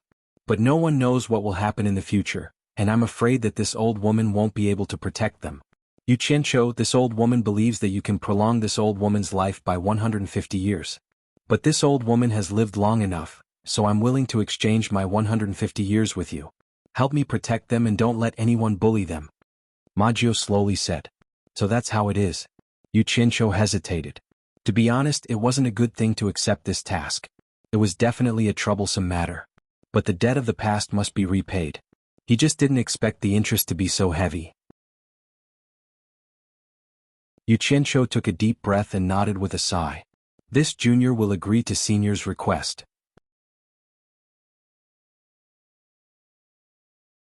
Chapter 381. Ma Jiugu had always been nice to him. Seeing her so lonely, he almost gave her the 7 orifices exquisite pellet for free. But on second thought he had to pay the price for what he did, so Ma Jiugu should do the same. The most important thing was not to let too many people know that he had such a pellet. Otherwise there would be big trouble. Thank you then. Ma Jiugu nodded with a gratified expression. This is what I owe you, so I should return it. But Yu Qianqiu looked at Lan Bingxue and begged, Jiugu, please help me keep my master's secret. Ma Jiugu paused for a moment. This matter could be said to be of great importance. She was already prepared to tell Feng Xiangtian and the others about this after Yu Qianqiu left. She wanted them to pay attention to avoid unnecessary trouble. But she had just made a difficult request. It was a bit unreasonable for Lan Bingxue not to agree to such a small request. Ma Jiugu also looked at Lan Bingxue and said to Yu Qianqiu, don't worry. I won't tell anyone about your master. Thank you, Senior. I'll visit you again when I have the chance. I'm leaving now. Yu Qianqiu bowed. Are you leaving Fushin Island now? Ma Jiugu asked. Yes. I've promised 10,000 demons and Moon Sect. I'll go there. Yu Qianqiu replied. Moon Sect? Qionghua. Ma Jiugu was also surprised. Why would Moon Sect invite a man? She didn't say anything and pointed her demon slayer wand at the sky. A white light shot out. Yu Qianqiu knew that she was opening the island's great formation for him, so he bowed and said, Thank you, Senior. The sword on his back shot out and carried him into the sky. A purple shadow chased after him. The 2 people in the mulberry garden watched as the 2 of them disappeared into the sky. Ma Jiugu suddenly sighed and said, The sky is high, the birds fly, the sea is wide, the fish leap. I heard that Yu Qianqiu said such words when he was expelled from the sect. Now it seems that the young man's words were true. Bingxue, can you think of that? Back then he was just a refinement stage disciple, but in just a dozen years he has already become famous in the cultivation world. He has become a VIP that all the major sects are scrambling to invite. His achievements are extraordinary. No matter how high his achievements are, he still has to be polite to you. Lan Bingxue smiled. Ma Jiugu shook her head, turned around and murmured in the direction of Penglai Pavilion. Feng Xiangtian, who was in the middle of the discussion, suddenly quieted down and listened attentively. Then he frowned and remained silent. Ma Jiugu told him that it was impossible for Yu Qianqiu to join supporting Immortal Island again. In the future, supporting Immortal Island should try not to provoke Yu Qianqiu. Supporting Immortal Island couldn't afford to offend the person behind him. A man and a woman were flying across the sea towards the mainland. Ziyi suddenly asked, Yu Qianqiu, you promised her to protect the mother and daughter. What about the task Senior Bai gave us? With the #1 sect in the world, the supporting Immortal Island, around, no one would dare to provoke the 100 Flowers Palace. We don't need to guard it every day. I will ask the 4 families to keep an eye on it. If anything happens we can talk about it. Then Yu Qianqiu turned his head and smiled. Ziyi, when you go to the Moon Clan this time, remember to get the money they promised first. Otherwise it will be bad if they go back on their word. I know. When I see them I will ask them to pay first. If they dare to go back on their word, humph. Help me see if there is anything valuable in the Moon Clan that can pay off the debt. I will move it back to the Wu family and ask them to sell it for money, Ziyi said without hesitation. It seemed that after staying with Wu Lixue for a few days, she had learned a lot about the Wu family. She was a fast learner. I see.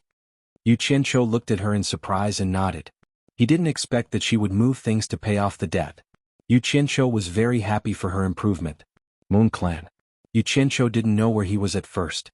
Thinking of the disciples of the Moon Clan from the Ethereal Palace, he asked Chu Ping'er and found out where he was.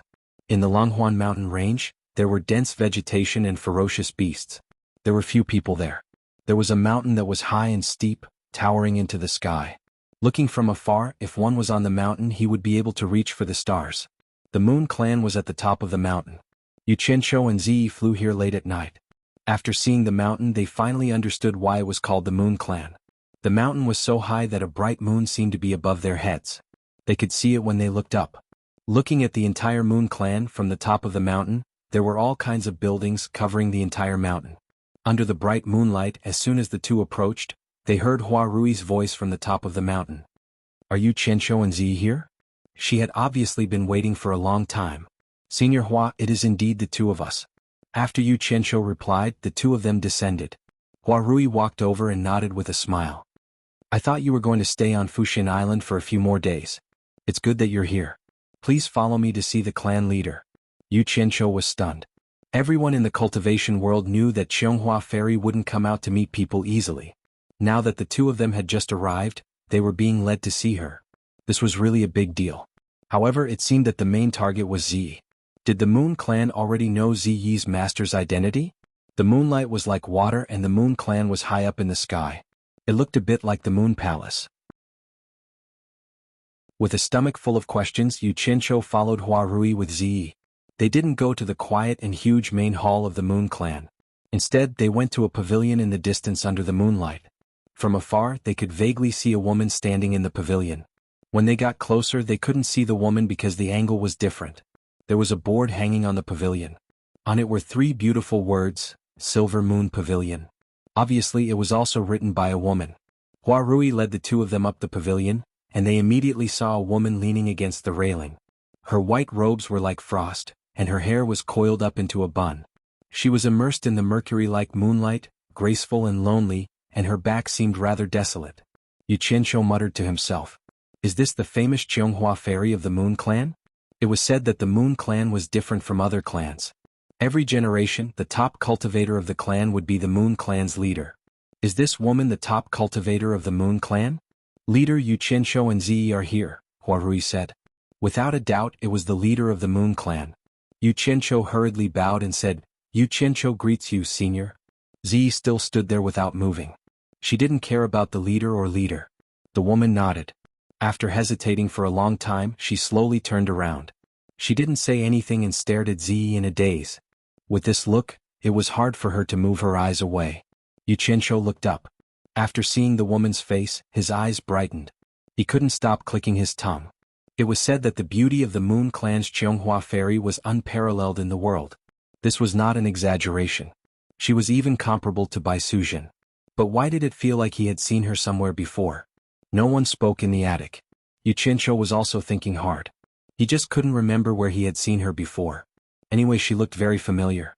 Seeing that she kept staring at Ziyi, Yu Qianqiu subconsciously glanced at Ziyi. Then his eyes widened and his head swung back and forth between Ziyi and the Qianghua fairy. Damn. No wonder she looked so familiar. If it wasn't for the fact that she looked like Nongzhu, she would be a replica of the Qianghua fairy. Especially her mouth and nose. They were obviously made from the same mold. Yu Qianqiu's eyes were rolling around. Ziyi also felt that she had seen the Qianghua fairy somewhere before, but she couldn't remember. Thus, the silence in the attic was broken by her. Ziyi asked, "You are the leader of the Moon Clan?" "Yes." The Qianghua fairy nodded excitedly. As soon as she spoke, Yu Qianqiu sighed inwardly. It was one thing for her to be so beautiful, but even her voice was so pleasant to the ears. No wonder she did not meet people easily. Just think about it, how could a normal man have such a calm disposition? Ziyi pointed at Huarui and said, "She said that as long as I come, she will give me 20 million top-grade spiritual stones. Give me the money first." She still maintained her straightforward style of speaking. Hearing this, Yu Qianqiu just stood aside obediently and didn't look anywhere.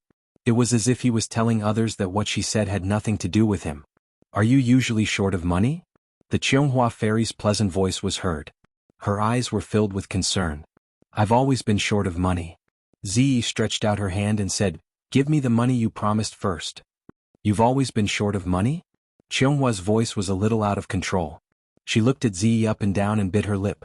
Then she said in an agitated tone, "Where is your master?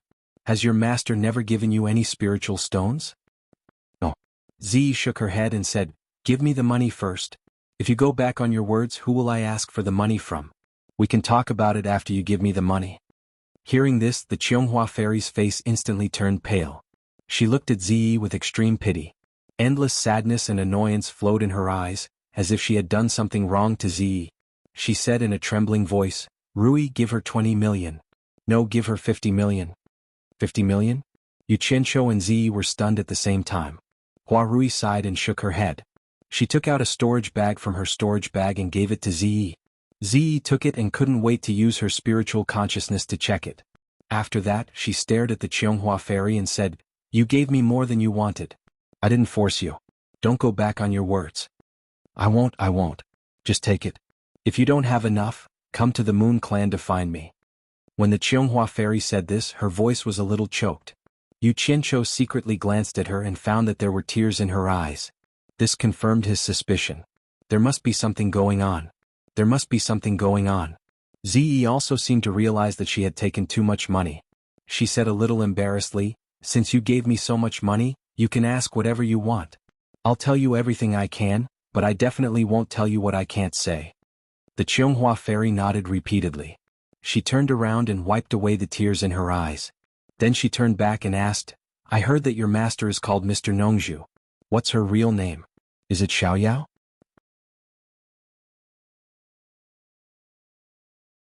Chapter 382. Ziyi held the storage bag and shook her head. "My master's name is Nongzhu, not Xiaoyao. Is there anyone called Xiaoyao among your master's friends? Or have you ever heard of a person called Xiaoyao from your master?" Jade Flower Fairy asked. "No." Ziyi thought for a while and said, "When and where did your master accept you as a disciple?" Jade Flower Fairy asked again. "I don't know." Ziyi shook her head and said, "I've been with my master for as long as I can remember. He didn't tell me when and where he accepted me." "Where does your master live? Can you take me to have a look?" "I can't tell you that, nor can I take you there. Not everyone can go there." Ziyi refused. Hearing this, Jade Flower Fairy was disappointed and became silent. Yu Qianqiu didn't say a word. His eyes sneaked glances at this and then at that. There was a scene in his mind. The old handsome guy changed his name to Xiao Yao. Back then, when he was playing around outside, he picked up a beautiful woman and got her pregnant. After the beautiful woman gave birth to a child, she suddenly realized that the child and the man were gone.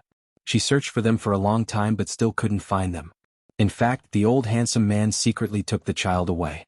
In order to avoid trouble, the old handsome man told the child that he was her master. When the child grew up, she also thought that he was her master. In fact, they were father and daughter. Interesting. Interesting. Only a handsome man like Nongju could get such a beautiful woman so easily. Only a beautiful woman like Cheonghua could attract a handsome man like Nongju easily. It seemed that Nongju was too much of a playboy. She gave birth to a child for him, but he ran away. It was too wicked. Yu Qianqiu smiled. The more he thought about it, the more he felt that it was true. Is there a red crescent birthmark on the inside of your left arm? Jade Flower Fairy suddenly asked.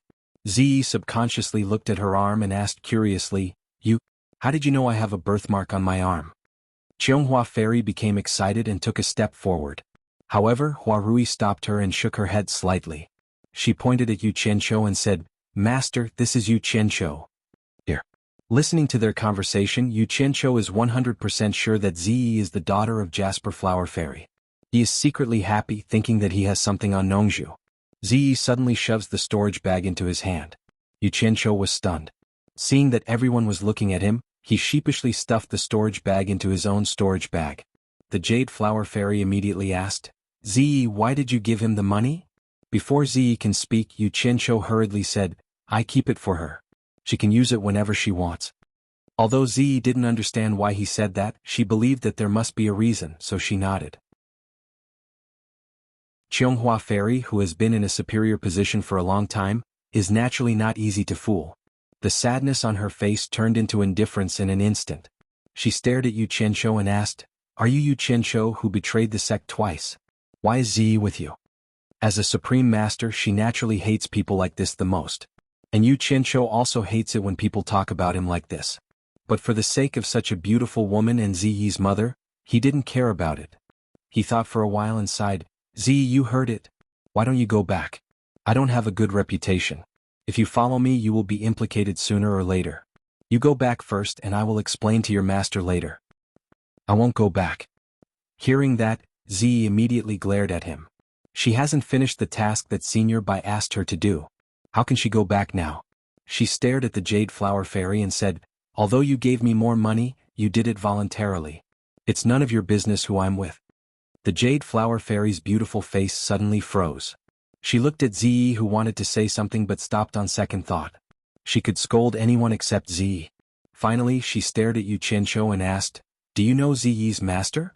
Yu Qianqiu said with a wry smile, I don't just know her. Ziyi's master asked me to bring her out. I don't want to. But her master's cultivation is too high. I can't do anything about it. Anyone who heard that they were not welcome would be unhappy, and Ziyi was no exception. Her pretty face was almost frozen. She stared at Yu Qianqiu coldly. Yu Qianqiu shrank his head. It seemed that he was completely afraid of this woman. It seemed that only now did he look like he was taking care of her money. The Jade Flower Fairy and Huarui were both stunned. They didn't expect that the audacious Yu Qianqiu would be so afraid of Ziyi, and they didn't expect that Ziyi would be so tough. The Jade Flower Fairy looked at Yu Qianqiu in a more relaxed way. She asked, Do you know where Ziyi's master lives? Yes. We came out from her master's place this time. Before Yu Qianqiu finished his words, Ziyi shouted, Yu Qianqiu, if you dare to tell others where my master and I live, don't blame me for being rude to you. I won't tell you. Yu Qianqiu smiled awkwardly. Ziyi turned her head and warned the Jade Flower Fairy, I don't care what kind of master you are, but there are some things you'd better not know. The Jade Flower Fairy was stunned again. She looked at Yu Qianqiu again and felt that he had been wronged. She even thought of a possibility. In this saber drawing competition, people said that Yu Qianqiu wanted to collect money. However, she had never heard that Yu Qianqiu was a greedy person. This time he even took out such a treasure. Could it be that he was forced by Ziyi? If that was the case, then Yu Qianqiu had indeed been wronged. Yu Qianqiu said to her with a bitter smile, We've been here. If there's nothing else, we'll leave now. They had come here to get the money. Now, not only did they get the money, but they also had an extra 30 million yuan. Moreover, they knew a secret. Why not leave? Wait. The Jade Flower Fairy's voice was much gentler. Looking at the two of them, she frowned slightly and said, It's too dangerous for you two to walk around the cultivation world alone. Why don't you join the Cultivation World Alliance? At least most cultivators won't do anything to you under the current circumstances. Will the Cultivation Alliance accept us? Yu Qianqiu asked. He kinda wanted to join. Even if he didn't put in any effort, at least they could share information. That way it would be more convenient for him to do many things. The Jade Flower Fairy's eyes paused on the two of them. The Cultivation Alliance might not accept them. One had a bad reputation and violated the taboo of the cultivation world, and the other had an unknown background. After thinking for a while, she made up her mind and said, I'll be your guarantor. The Cultivation Alliance should accept you. Why don't you stay here for the time being? I'll let you know when it's done. The Moon Clan wanted a man to stay overnight? Yu Qianqiu was stunned. He hesitated and decided not to be the first. He shook his head and said, Thank you for your help, senior. We still have to go to the 10,000 demons. We'll leave now. As soon as he finished speaking, Purple Dress flew away with a whoosh. Obviously, Purple Dress didn't have a good impression of the Moon Clan leader. Yu Qianqiu smiled helplessly at the Jade Flower Fairy. His long sword popped out and he chased after Purple Dress quickly. The Jade Flower Fairy hurried to the railing and looked longingly at the two figures disappearing into the depths of the stars. Hua Rui walked over and said softly, Sister, are you sure it's her? Who else could it be? Her eyes are so similar to that heartless man. And the crescent-shaped birthmark on her hand. The Jade Flower Fairy's eyes were already misty with tears. When I first saw her, I thought she looked like you. That feeling was very strong. I didn't expect it to be her. Hua Rui sighed. Suddenly, she turned around and asked, Sister, do you suspect that her master is brother-in-law? The Jade Flower Fairy shook her head and said in confusion, I'm not sure. Back then Xiaoyao was an ordinary man who wandered around. I was fascinated by him and was attracted by him. After so many years, I always thought that the father and daughter had already passed away. Now that I see Ziyi, I suddenly realized that the name Xiaoyao is not like the name of an ordinary person. How can an ordinary person be as free and unfettered as he is? Mr. Nongzhu. Didn't Xiaoyao always play with a purple-black bamboo flute in his hand? When I first saw brother-in-law, I knew he was not an ordinary man. But I couldn't tell that he was also a cultivator. I didn't expect. Hua Rui smiled bitterly and said, I didn't expect him to be a hidden master. Sister, you didn't see what happened. The 7 cultivators in the last phase of the nature's test were all scared when they heard his name. You can imagine how powerful brother-in-law's cultivation is. It's funny that we didn't see it at all after spending so much time with him. He hid it from me so well. The Jade Flower Fairy was about to cry. Sister, why did brother-in-law secretly take Purple Dress away? Didn't he have a reason? I don't think brother-in-law is an unreasonable person. Hua Rui asked in confusion. After Purple Dress was born, I saw that she had the spiritual root of cultivation, so I told Xiaoyao about my identity as a cultivator. Xiaoyao didn't seem to care at all. I should have noticed it at that time. How could a mortal be so indifferent after knowing our existence? The Jade Flower Fairy smiled bitterly and said, Then I told him that mortals have a short lifespan. I wanted to bring Purple Dress back to the Moon Clan to cultivate. Who knew that he would strongly oppose it? We even had a fight about it. The next day he disappeared with his daughter. Hua Rui was silent for a while and said, In that case, the reason makes sense. Brother-in-law is a hidden master, so he might not be interested in a sect like the Moon Clan. Brother-in-law might want to teach Purple Dress personally. Otherwise, how could she have reached the last phase of the nature's test at her age? At least with our Moon Clan's ability, we can't do that. In that case, why did he hide it from me? If he let me know his identity, I would have let Purple Dress go with him. Then we wouldn't have lost contact for so many years. The Jade Flower Fairy smiled miserably and said, I think he's just like his name. He's used to being free and unfettered. After being with me for a long time, he thinks I'm annoying. What master? Could it be a master in the soul formation stage? It's not impossible. Otherwise, he wouldn't have been able to scare the 7 cultivators in the last phase of the nature's test. Hua Rui reminded, Sister, do you remember the mysterious master who appeared during the trial in the demon realm? The few masters and elders of the Fuxian Island were all injured. Didn't you say that the mysterious master could be a soul formation cultivator? If there really is a soul formation cultivator in this world, why can't brother-in-law be one? The mysterious Mr. Nongzhu. The Jade Flower Fairy smiled miserably and said, Xiaoyao is a soul formation cultivator. Is it really possible? Why did he hide it from me?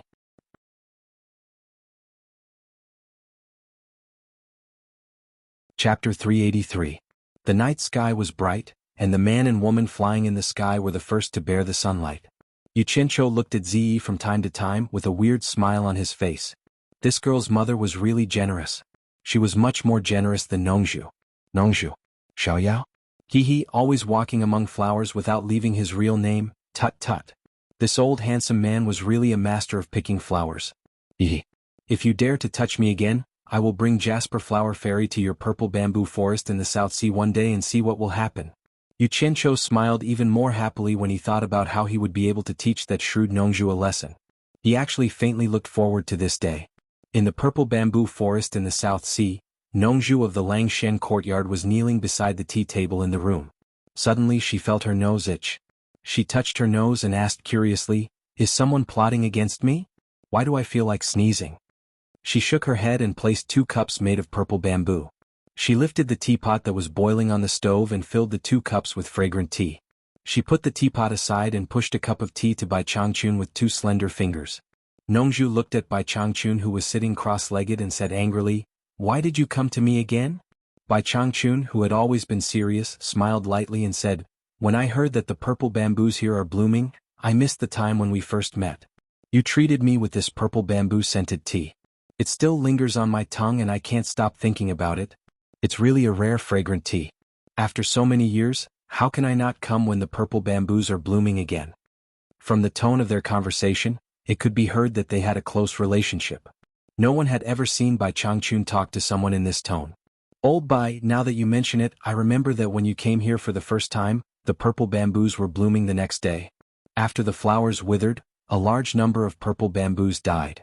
Some time ago, after Yu Qianqiu came, the purple bamboo forest blossomed again the next day. Are you too the nemesis of my purple bamboo forest? If not, it's too much of a coincidence." Nongzhu said doubtfully. "Dead again?" Bai Changchun was startled as he held the teacup in his hand. Nongzhu shook her head painfully and said, "Once a bamboo blooms, it's a sign of withering. Hundreds of purple bamboos. It's gone again. 100 or so bamboos to the purple bamboo forest is just a drop in the bucket."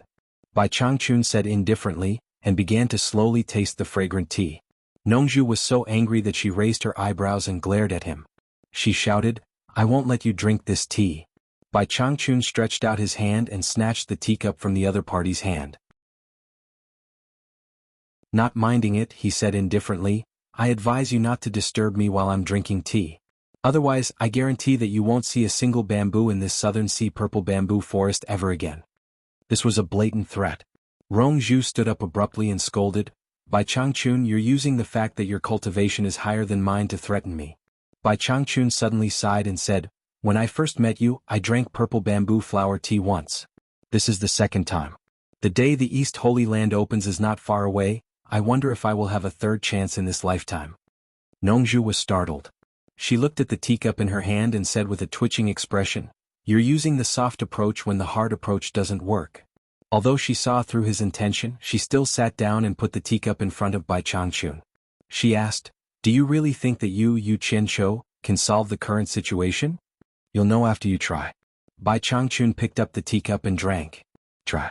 This is such a big thing and you're just randomly sending a disciple to try?"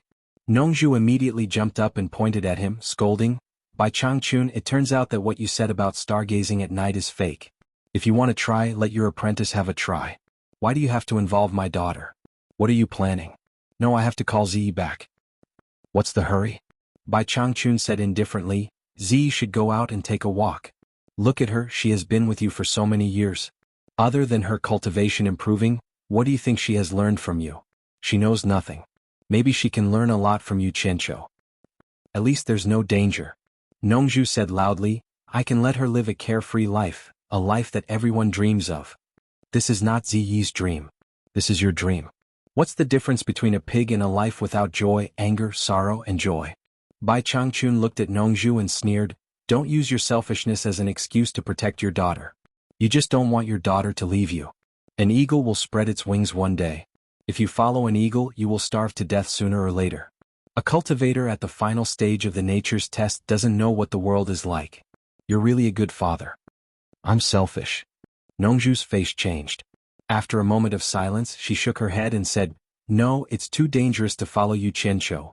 You don't know your disciple's character. He is born to cause trouble.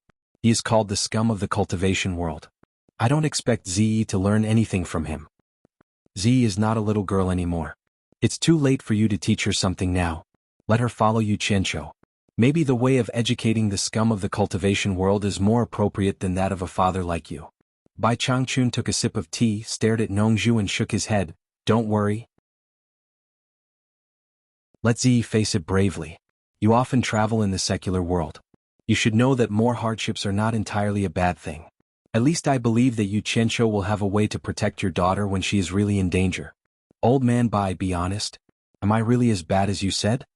Nongzhu asked with a pale face. You're too good. You heard Ziyi.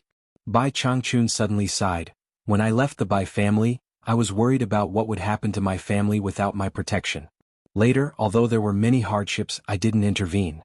As a result, they got to where they are now step by step, better than I imagined. Nongzhu, do you really want to take care of Ziyi for the rest of her life? Nongzhu didn't say anything. He turned around and walked out slowly, feeling lonely. Bai Changchun watched his figure disappear into the depths of the bamboo forest. He picked up his tea and continued to drink as if nothing had happened. On the beach, a melodious flute sounded. Nongzhu held the flute horizontally to his mouth. Facing the sea breeze, his 10 slender fingers moved up and down. The music he played was as lonely as his mood, with a touch of sadness. The waves gently surged in front of his feet. Before long, a flock of seagulls fluttered their wings and landed around him as if they were also listening. At this moment, a dozen water columns suddenly sprayed out of the sea. Then, a dozen huge fishtails swung out of the sea, making waves and disappeared. Wah wah. A dozen humpback whales jumped out of the sea, turned around and smashed into the sea. The waves danced and a dozen of their backs came out of the sea. They swam toward Nongzhu together as if they had heard the call of Nongzhu's flute. Nongzhu kept playing the flute and walked slowly to the sea. He stepped on the waves as if he was taking a leisurely stroll. After walking dozens of meters on the sea, the leading whale in front of him left the group, swam directly into the water and gently lifted Nongzhu up. Nongzhu stood on the back of a whale while playing the sad song. Accompanied by a group of whales, he kept walking toward the deep sea. The sound of the flute penetrated the sea and spread around. 3 old men were flying fast in the sky. The leading one was the white-robed old man on the snow mountain. The other 2 must have high cultivation to be able to keep up with his flying speed. After a while, the island where the South Sea purple bamboo forest was located was in the sight of the 3. When they were approaching and about to land, they suddenly heard the melodious flute coming from the distant sea. They looked at each other and the white-robed old man said, "It's Nongzhu's flute. Nongzhu is not on the island. Let's go." The 3 quickly flew over the purple bamboo forest. Bai Changchun, who was in the house below, paused for a moment with a teacup in his hand. The sky was blue and the sea was wide. Riding a whale in the sea, Nongzhu seemed to have figured something out. The sound of the flute gradually became clearer. The accompanying humpback whales also became cheerful and jumped out of the sea from time to time. Suddenly, 3 sharp whistles came from the sky, followed by 3 huge chi forces falling from the sky. More than a dozen whales became a little restless. Nongzhu stopped playing the flute and saw the 3 elders slowly descending from the sky. They floated about 3 or 4 meters above the sea surface and surrounded him in the middle. "Nongzhu, you're really living a leisurely life." The white-robed old man snorted. Nongzhu held the flute in her hand and gently tapped it in her palm. She said in surprise, "Bing Qingzi." She then looked at the gray-robed old man on the left and the black-robed old man on the right. She frowned and said, "Hu Changshou Yin Baikang, the 3 of you are experts at the late transforming realm. Are you looking for me?" The white-robed Bing Qingzi shouted, "Nongzhu, don't play dumb. You once said that you wouldn't interfere in the affairs of the cultivation world. Why did you break your promise?" Nongzhu frowned and gently waved the flute in her hand. The whales all sank to the bottom of the sea. He stepped on the waves and sneered, "When did I break my promise to interfere in the affairs of the cultivation world? Bing Qingzi, don't think that you can talk nonsense just because your cultivation is high. Do you think I'm afraid of you?" He looked at the other 2 and said, "Are the 2 of you here to cause trouble for me?" The black-robed Yin Baikang laughed and said, "Brother Nongzhu, don't misunderstand. Brother Changshou and I were invited here to testify." "Testify? What kind of testimony?" Nongzhu asked as she looked at the position of the 3. They were obviously afraid that she would run away, so they surrounded her. "Your disciple Ziyi was sent to the cultivation world of China by you. How dare you say that you didn't interfere?" Bing Qingzi shouted. Nongzhu snorted and said, That's right. My disciple Ze did go to the cultivation world of China. So what? Does the cultivation world of China belong to your family and others can't go there? Don't be anxious. Yin Baikong pressed his hands against the two of them and said to Nongzhu with a smile, Brother Nongzhu, it's like this. Your disciple Ze is now together with someone called Yu Qianqiu. A few days ago, one of Bing Qingzi's disciples died in the hands of Yu Qianqiu. Bing Qingzi's other disciples did not take revenge because of your disciple Ze. We only want to know whether your disciple Ze has already been involved in the affairs of the cultivation world of China. Regardless of whether she has or not, we should take the opportunity to clarify things now. Brother Nongzhu, we advise you to bring Ze back to the South Ocean to prevent any misunderstandings. As for the past, we can let bygones be bygones for your sake. What do you think? Nongzhu was slightly stunned. That fellow Yu Qianqiu has already taken action? Could it be that you're ignoring my words? It seems that Bing Qingzi's disciples are all at the end of the tribulation transcendence. How could they be killed by him? This fellow is really a genius. Nongzhu looked at the three of them and pondered over this matter. Suddenly, she realized that Bai Changchun had appeared above their heads and was staring coldly down with his hands behind his back. Why did you guys come today?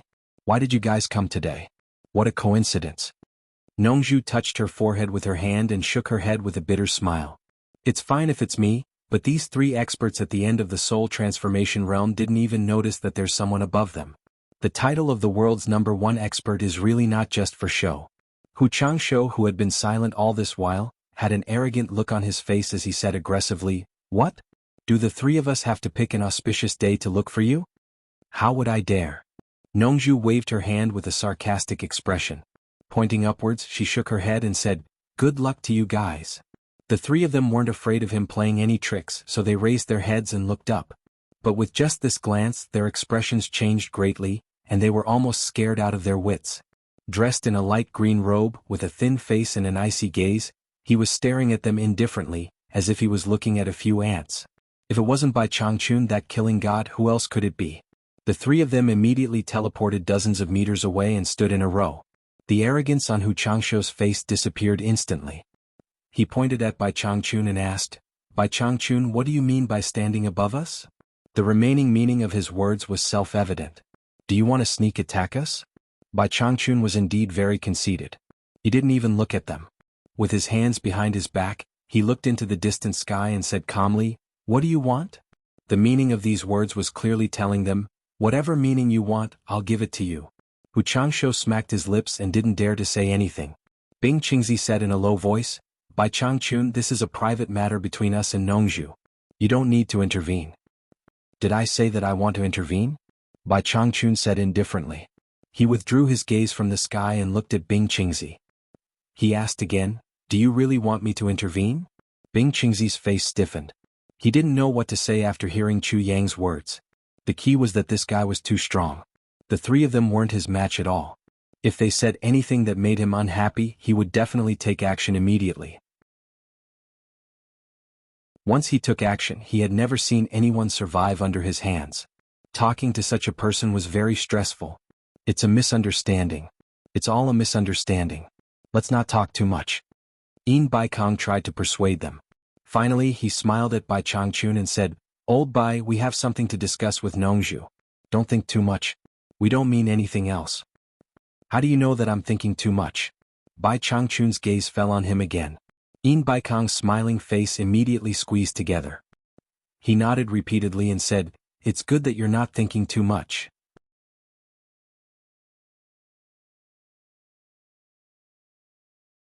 Chapter 384. The conversation in front of her made Nongzhu slightly sigh in her heart. Just now, the three of them were using both carrot and stick to force her. But when they met Bai Changchun, even if Bai Changchun was aggressive, the three of them had to suppress their anger. This was the prestige of the world's #1 master. The three were experts at the late spirit severing stage, rare top cultivators in the world. They had never been bullied like this before. If it was in the past, they wouldn't have to be so humble. But since the battle in the East Sea, where 16 unconvinced spirit severing experts were killed by Bai Changchun, no one in the world dared to go against Bai Changchun's edge. They were in a stalemate. Nongzhu said to Bai Changchun, Yu Qianqiu killed Bing Qingzi's disciple. This old guy is famous for protecting his disciples. Should we tell them that Yu Qianqiu is your disciple? There's no need. Let this junior solve his own problems with his own ability.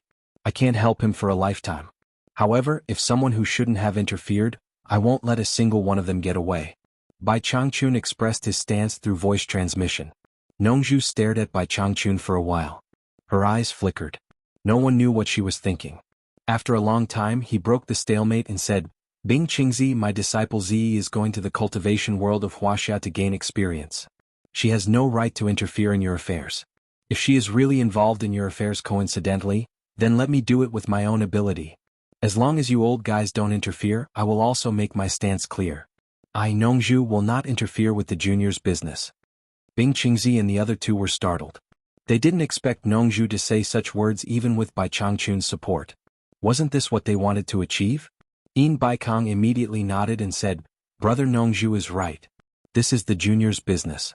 Us old guys can't interfere. Let the juniors fight with their own abilities. He looked at the other two and said, I, Yin Baikong, have the same stance as Brother Nongzhu. What do you two think? Bing Qingzi and Hu Changshuo's eyes flashed with joy. They had already sworn an oath. Now that Nongzhu had expressed her stance, they had nothing to worry about and could let their disciples do whatever they wanted. The two of them exchanged glances and nodded in unison. It settled then. Looking at Nongzhu, Bai Changchun was also a little surprised. He didn't expect that Nongzhu was really willing to let his daughter suffer. It seemed that Bai Changchun's previous persuasion had stimulated Nongzhu and ruined his previous plan. Now it was really up to Yu Qianqiu and the others. Since everything has been made clear, we shall not disturb you any further. Yin Baikong cupped his fists towards Bai Changchun and Nongzhu. The three of them did not want to stay any longer and shot into the sky. After watching them disappear, Nongzhu shook her head and said with a bitter smile, I've given my daughter to your disciple. I hope he won't let me down. Bai Changchun was speechless. If I knew you would agree, I wouldn't have come out. What an unnecessary move. It was not convenient for him to say this. If he did, he would be suspected of plotting against Nongzhu. Bai Changchun snorted coldly and disappeared with a swing of his sleeve. He returned to the Lang Shen courtyard in the blessed land of bamboo and continued drinking tea. 2 days later, Yu Qianqiu and Ziyi arrived at a stretch of deep mountains. On the main mountain range between the mountains, there were magnificent buildings that were connected layer by layer. This was the 10,000 demons, the #1 demonic sect. Before the two of them got close, they heard Qiu Wuyuan's laughter coming from afar. Brother Yu, you're finally here. Obviously, they were discovered by the people of the 10,000 demons as soon as they arrived at this area. 5 gray figures came together and stopped in front of the two of them. The one leading them was Qiu Wuyuan. The two of them also stopped flying. Yu Qianqiu bowed and said, Greetings, senior. The other 4 had cold expressions. Yu Qianqiu had seen them before. They were the 4 generals of the demon clan who had been following Qiu Wuyuan for a long time. The 4 of them used to be the 4 servants of the previous sect leader. Not only were they high in cultivation, but they were also infamous. Because Qiu Wuyuan had been working outside for a long time, the previous sect leader sent the 4 of them to Qiu Wuyuan. It was probably more to protect his own disciple. I just received news from the Cultivation Alliance. They said that Qianghua Fairy of the Moon Clan has already vouched for the two of you. Now you are also members of the Cultivation Alliance. Qiu Wuyuan laughed. Yu Qianqiu and Ziyi looked at each other. They didn't expect Qianghua Fairy to be so efficient. Qiu Wuyuan raised his hand and said, Please. The few of them flew directly to the Grand Palace at the top of the mountain range. The entire palace had the aura of sky-bearing and was indeed magnificent. As soon as they landed in front of the palace, a group of people walked out of the palace. All of them looked serious and flew away, leaving only 3 old men standing in front of the palace. Qiu Wuyuan, who was originally happy, was slightly stunned. He quickly walked to a gloomy old man with white hair tied up by a black crown in the middle and asked, Palace Master, did something happen? So this was the famous Palace Master of the 10,000 demons, Bu Yunxiao. When Yu Qianqiu heard this, he sized him up carefully. Bu Yunxiao nodded with a serious expression and said, Wen, I just received news that eldest brother Yan Bugue brought a group of people to the 100 Flowers Valley. They are now in a confrontation with the Cultivation Alliance. Something might happen at any time. Go with the 4 generals of the demon clan. It's best if you can persuade eldest brother not to do anything for master's sake. I'll go see master now. Eldest brother, he sighed. Qiu Wuyuan stomped his feet and sighed. When he turned around and saw Yu Qianqiu and Zi, he realized that he almost forgot about them. He immediately turned around and said, "Palace Master, these two are Yu Qianqiu and Miss Zi. You see?" Bu Yunxiao glanced at the two and his gloomy face immediately changed into a smile. He cupped his hands and said, "I happen to have something to do. Sorry for the delay." Then he turned around and said to the old man next to him, "Fifth junior brother, take the two guests to rest. Don't neglect them. I'll go see master and come back soon." The fifth junior brother nodded and raised his hand to Yu Qianqiu and Zi. He said with a smile, "Please follow me. There's no need to trouble yourself." Yu Qianqiu bowed to Bu Yunxiao and said, "Palace Master Bu, Zi and I have just joined the Cultivation Alliance. Since the Cultivation Alliance is in trouble, we should do our best to help. Since Senior Qiu is going to the 100 Flowers Valley, we decided to go with Senior Qiu.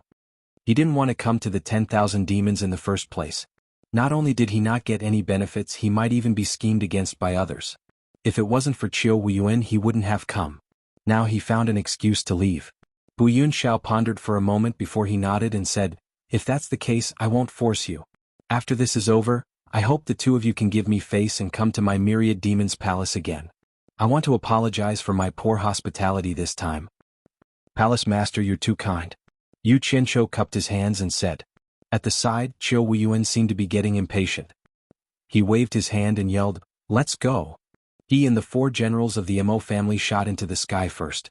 Yu Qianqiu also jumped onto his flying sword and chased after them with Zi. "Yu Qianqiu." Bu Yunxiao stared at the figures flying away and mumbled a few words. Then he shot into the deep mountains. A few figures flew across the sky. Qiu Wuyuan and the other 4 gradually pulled away from Yu Qianqiu and Zi. From this, one could see the difference in cultivation between Yu Qianqiu and them. Of course, it wasn't that Zi couldn't fly faster. It was because she had been accompanying Yu Qianqiu the whole time. "Brother Yu, it's an emergency. I'll be going first." Qiu Wuyuan's voice came from the sky. Then the 5 in front sped up again. They immediately left the 2 behind further and further behind. "Damn it. If you want to leave, then leave. Why are you shouting so loudly? Are you trying to bully me because I can't fly fast?" Yu Qianqiu turned his head and looked at Zi. Luckily, Zi didn't care whether she was fast or slow. He slightly regretted that he didn't bring the whole flying instrument. Although it couldn't catch up to the speed of a tribulation-passing cultivator, it was at least faster than him. Moreover, with Zi controlling it, he could rest in peace. He had been flying around in the sky for the past few days and didn't really land. However, he immediately dismissed the idea. It seemed that Zi didn't know the way. It would be troublesome if she flew further and further away. Ever since Zi followed him, she would ask questions at the beginning. Now, no matter where they went, she would look around with her eyes wide open. It was as if she wanted to memorize the terrain of every place she passed. What a stupid idea. Yu Qianqiu found it funny and didn't say anything. The 2 of them flew at a moderate speed. Finally, they arrived at the 100 Flowers Valley before sunset. Yu Qianqiu took out the 100 Flowers Valley entry jade archive and brought Zi in. Then he made an entry jade archive for Zi at the city gate. Zi held it in her hand like it was a treasure and looked at it. Then she said to Yu Qianqiu, "Thank you." Yu Qianqiu was slightly stunned. Then he remembered that ever since he brought her out of the purple bamboo forest in the southern sea, this was the first time she had received something that belonged to her. Thinking about how this girl had helped him earn 50 million, Yu Qianqiu felt a little guilty. He decided that tonight he wouldn't care about anything else. He would be extravagant just for this girl. He couldn't let the horse run away without feeding it grass, could he? As soon as they arrived at the 100 Flowers Valley, many people immediately recognized Yu Qianqiu. Yu Qianqiu didn't care. He brought Zi straight to the best restaurant in the area, the 100 Flowers House. After entering, he knocked on the counter and said, "Give me the best private room with a view to the night view of the 100 Flowers Valley. Give me the best dishes and wine." The innkeeper was obviously a newcomer. He didn't know who Yu Qianqiu was. After looking at the ordinary clothes Yu Qianqiu was wearing, he smiled and said, "The best private room we have here plus the best dishes and wine will cost at least 1,000 high-grade spirit stones. Are you sure you want it?" 1,000 high-grade spirit stones? Ziyi's eyes widened. She quickly tugged at Yu Qianqiu and said, "That much? Let's find a cheaper room." Yu Qianqiu wasn't afraid of people being mean to him. He could be even meaner than them. However, he couldn't stand people being nice to him.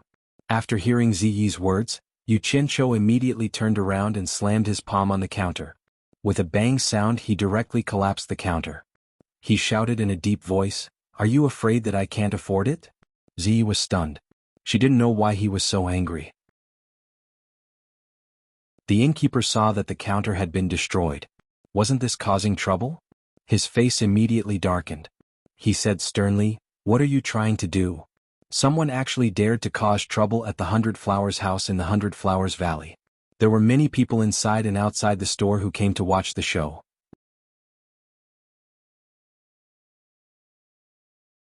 Chapter 385. Isn't that Yu Qianqiu? So it's that madman. No wonder. Hearing that, Yu Qianqiu, who was already in a bad mood, immediately took out a big black machete from his storage bag. Wherever the blade pointed, everyone retreated.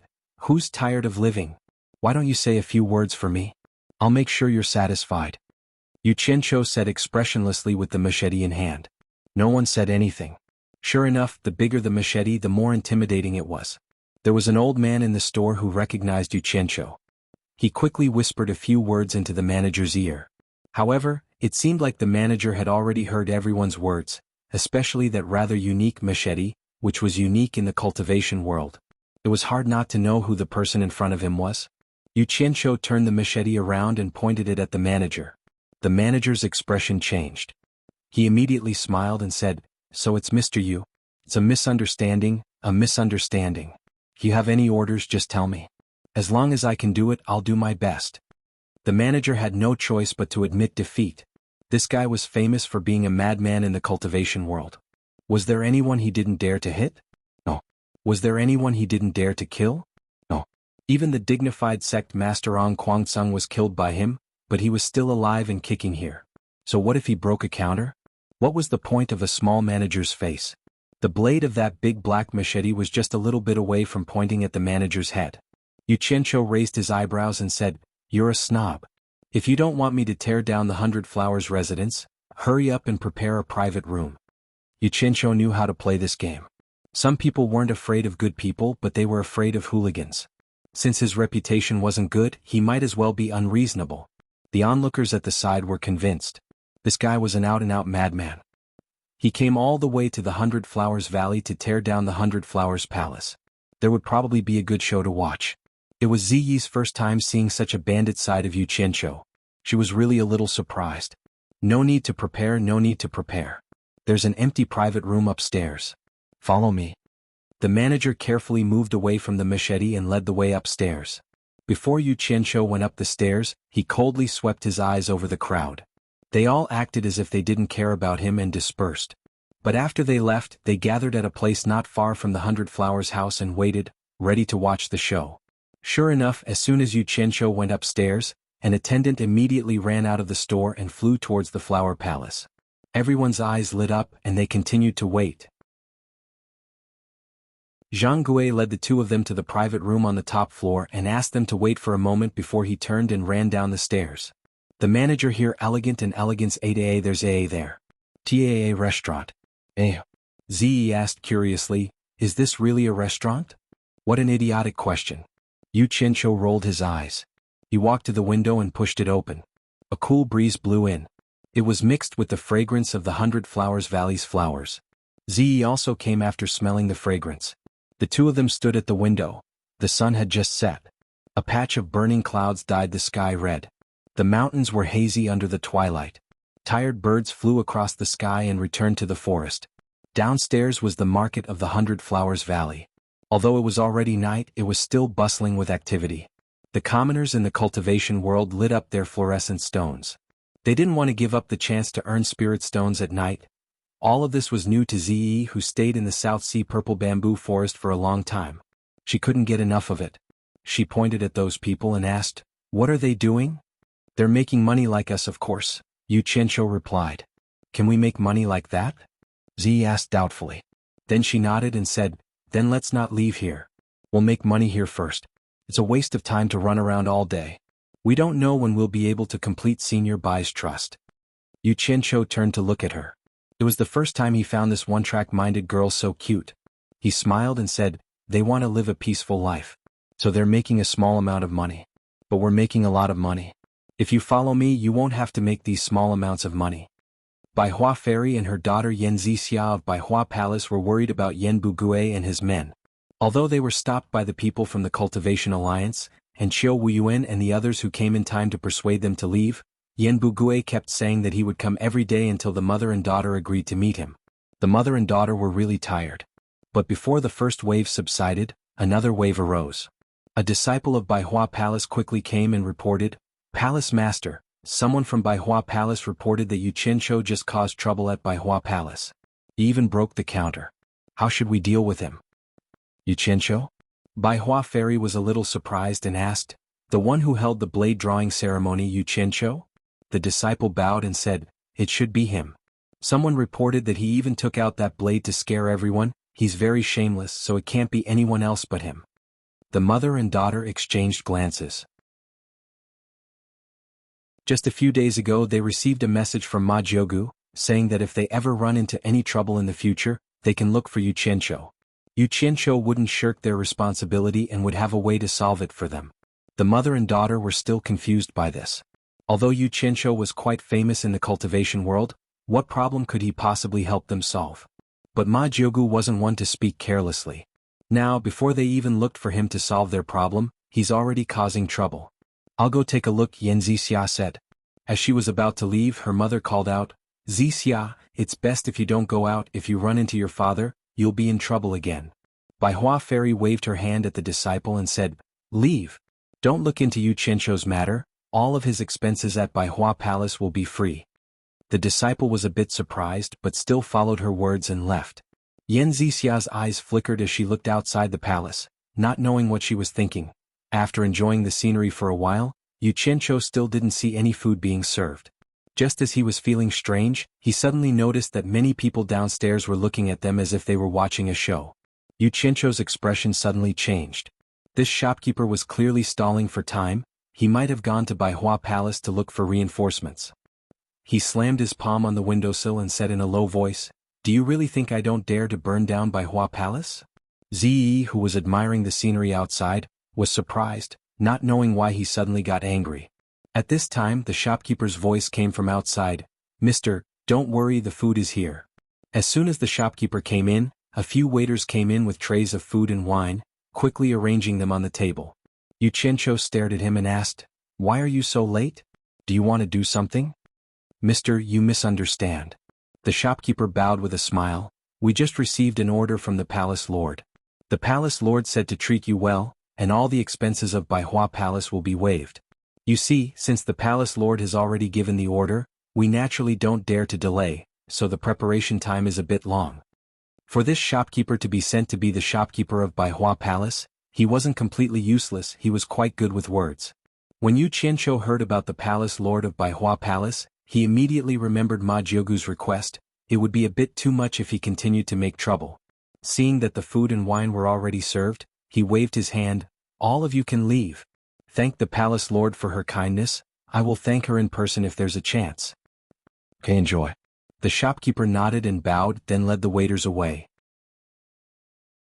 Yu Qianqiu walked around the table full of food and wine, and found that the dishes were exquisite as expected. He waved his hand at Ziyi, who was looking at him. "Eat." He took the lead to sit down and opened his mouth to eat. It would be a waste not to eat something that didn't cost money. "Shopkeeper just said that it's free, does it cost money?" Ziyi sat down and asked. With food in his mouth, Yu Qianqiu nodded repeatedly. "It's free, eat as much as you want, otherwise it will be a waste."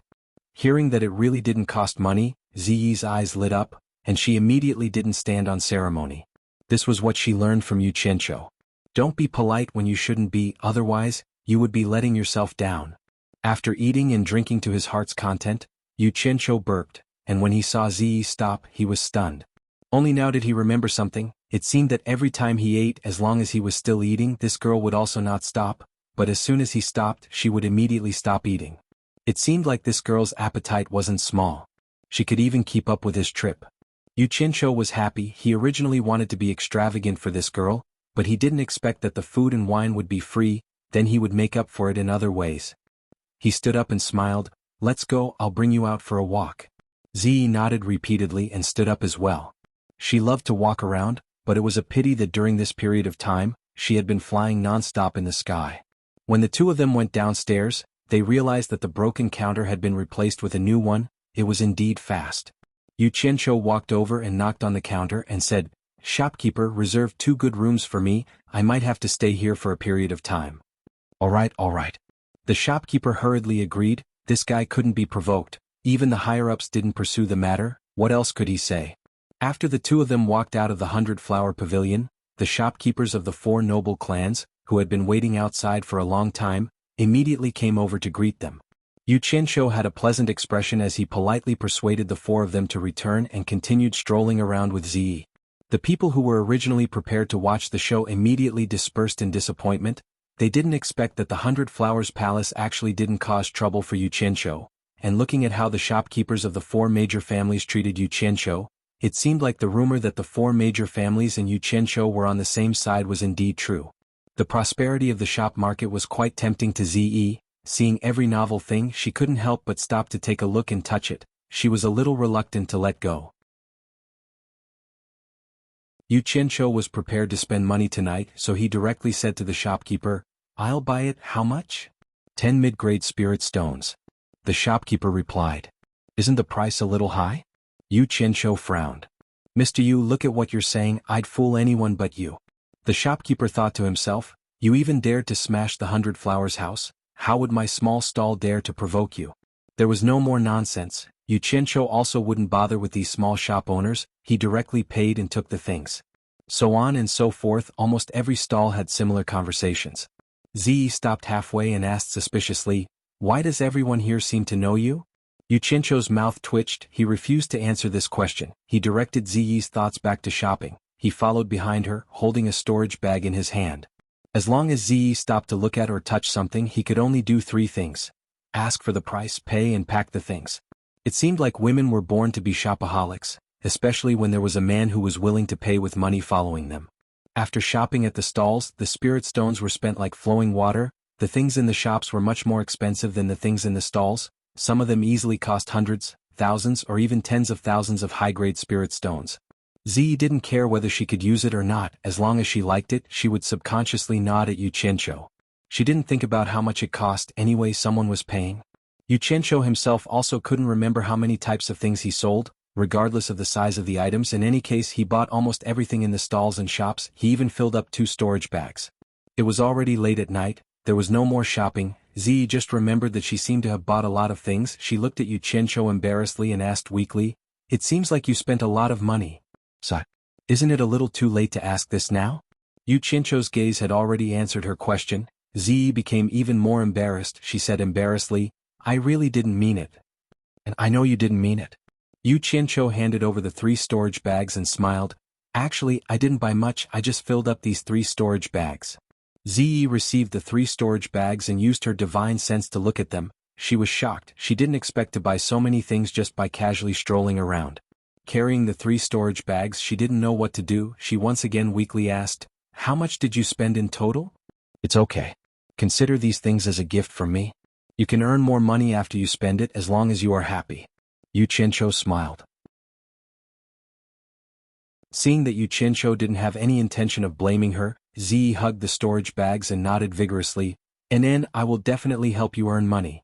She happily put away the 3 storage bags. Today could be said to be a happy day. These words made Yu Qianqiu happy. He liked to hear this the most. He felt that the money spent today was worth it. Just as he was about to bring Ziyi back to 100 Flowers House to rest, he suddenly saw an old acquaintance from supporting Immortal Island, Xionghui, walking towards him. This fellow used to eat and drink with him in the past, so Xionghui couldn't help but nod and smile. "Long time no see, how have you been?" Ziyi looked at him curiously. He really had a lot of acquaintances. Xionghui had hung out with him for a few days. They could be considered old friends. He wasn't like the others. He cupped his fists and said happily, "No matter how good I am, I can't compare to you. I heard that you came to 100 Flowers House and caused a ruckus the moment you arrived? You didn't come here just to ask about this, did you?" Yu Qianqiu asked. Xionghui shook his head and said with a serious expression, "Just now, the Cultivation Alliance received a challenge jade archive sent by Yen Bugue. All the sects in the Cultivation Alliance have received the notice. Elder Quan asked us to inform the other individual cultivators who have already joined the Cultivation Alliance and are in the 100 Flowers Valley to meet at the Cultivation Alliance tomorrow to discuss this matter." I just heard that you are here. The leader of the Moon Clan has already vouched for you. You are now also a member of the Cultivation Alliance. Because we are familiar with each other, I specially came to find you to inform you of this matter. Yen Bugue is challenging the Cultivation Alliance?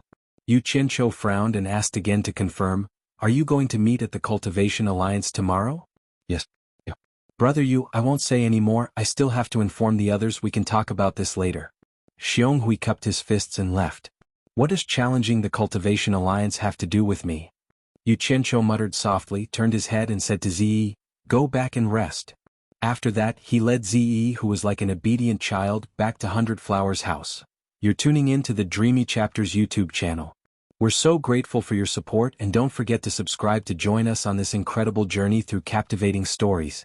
Your generosity through donations truly makes a world of difference, as it's the primary source of revenue that allows me to expand and enhance this channel for you. Thank you from the bottom of my heart for being a part of this adventure.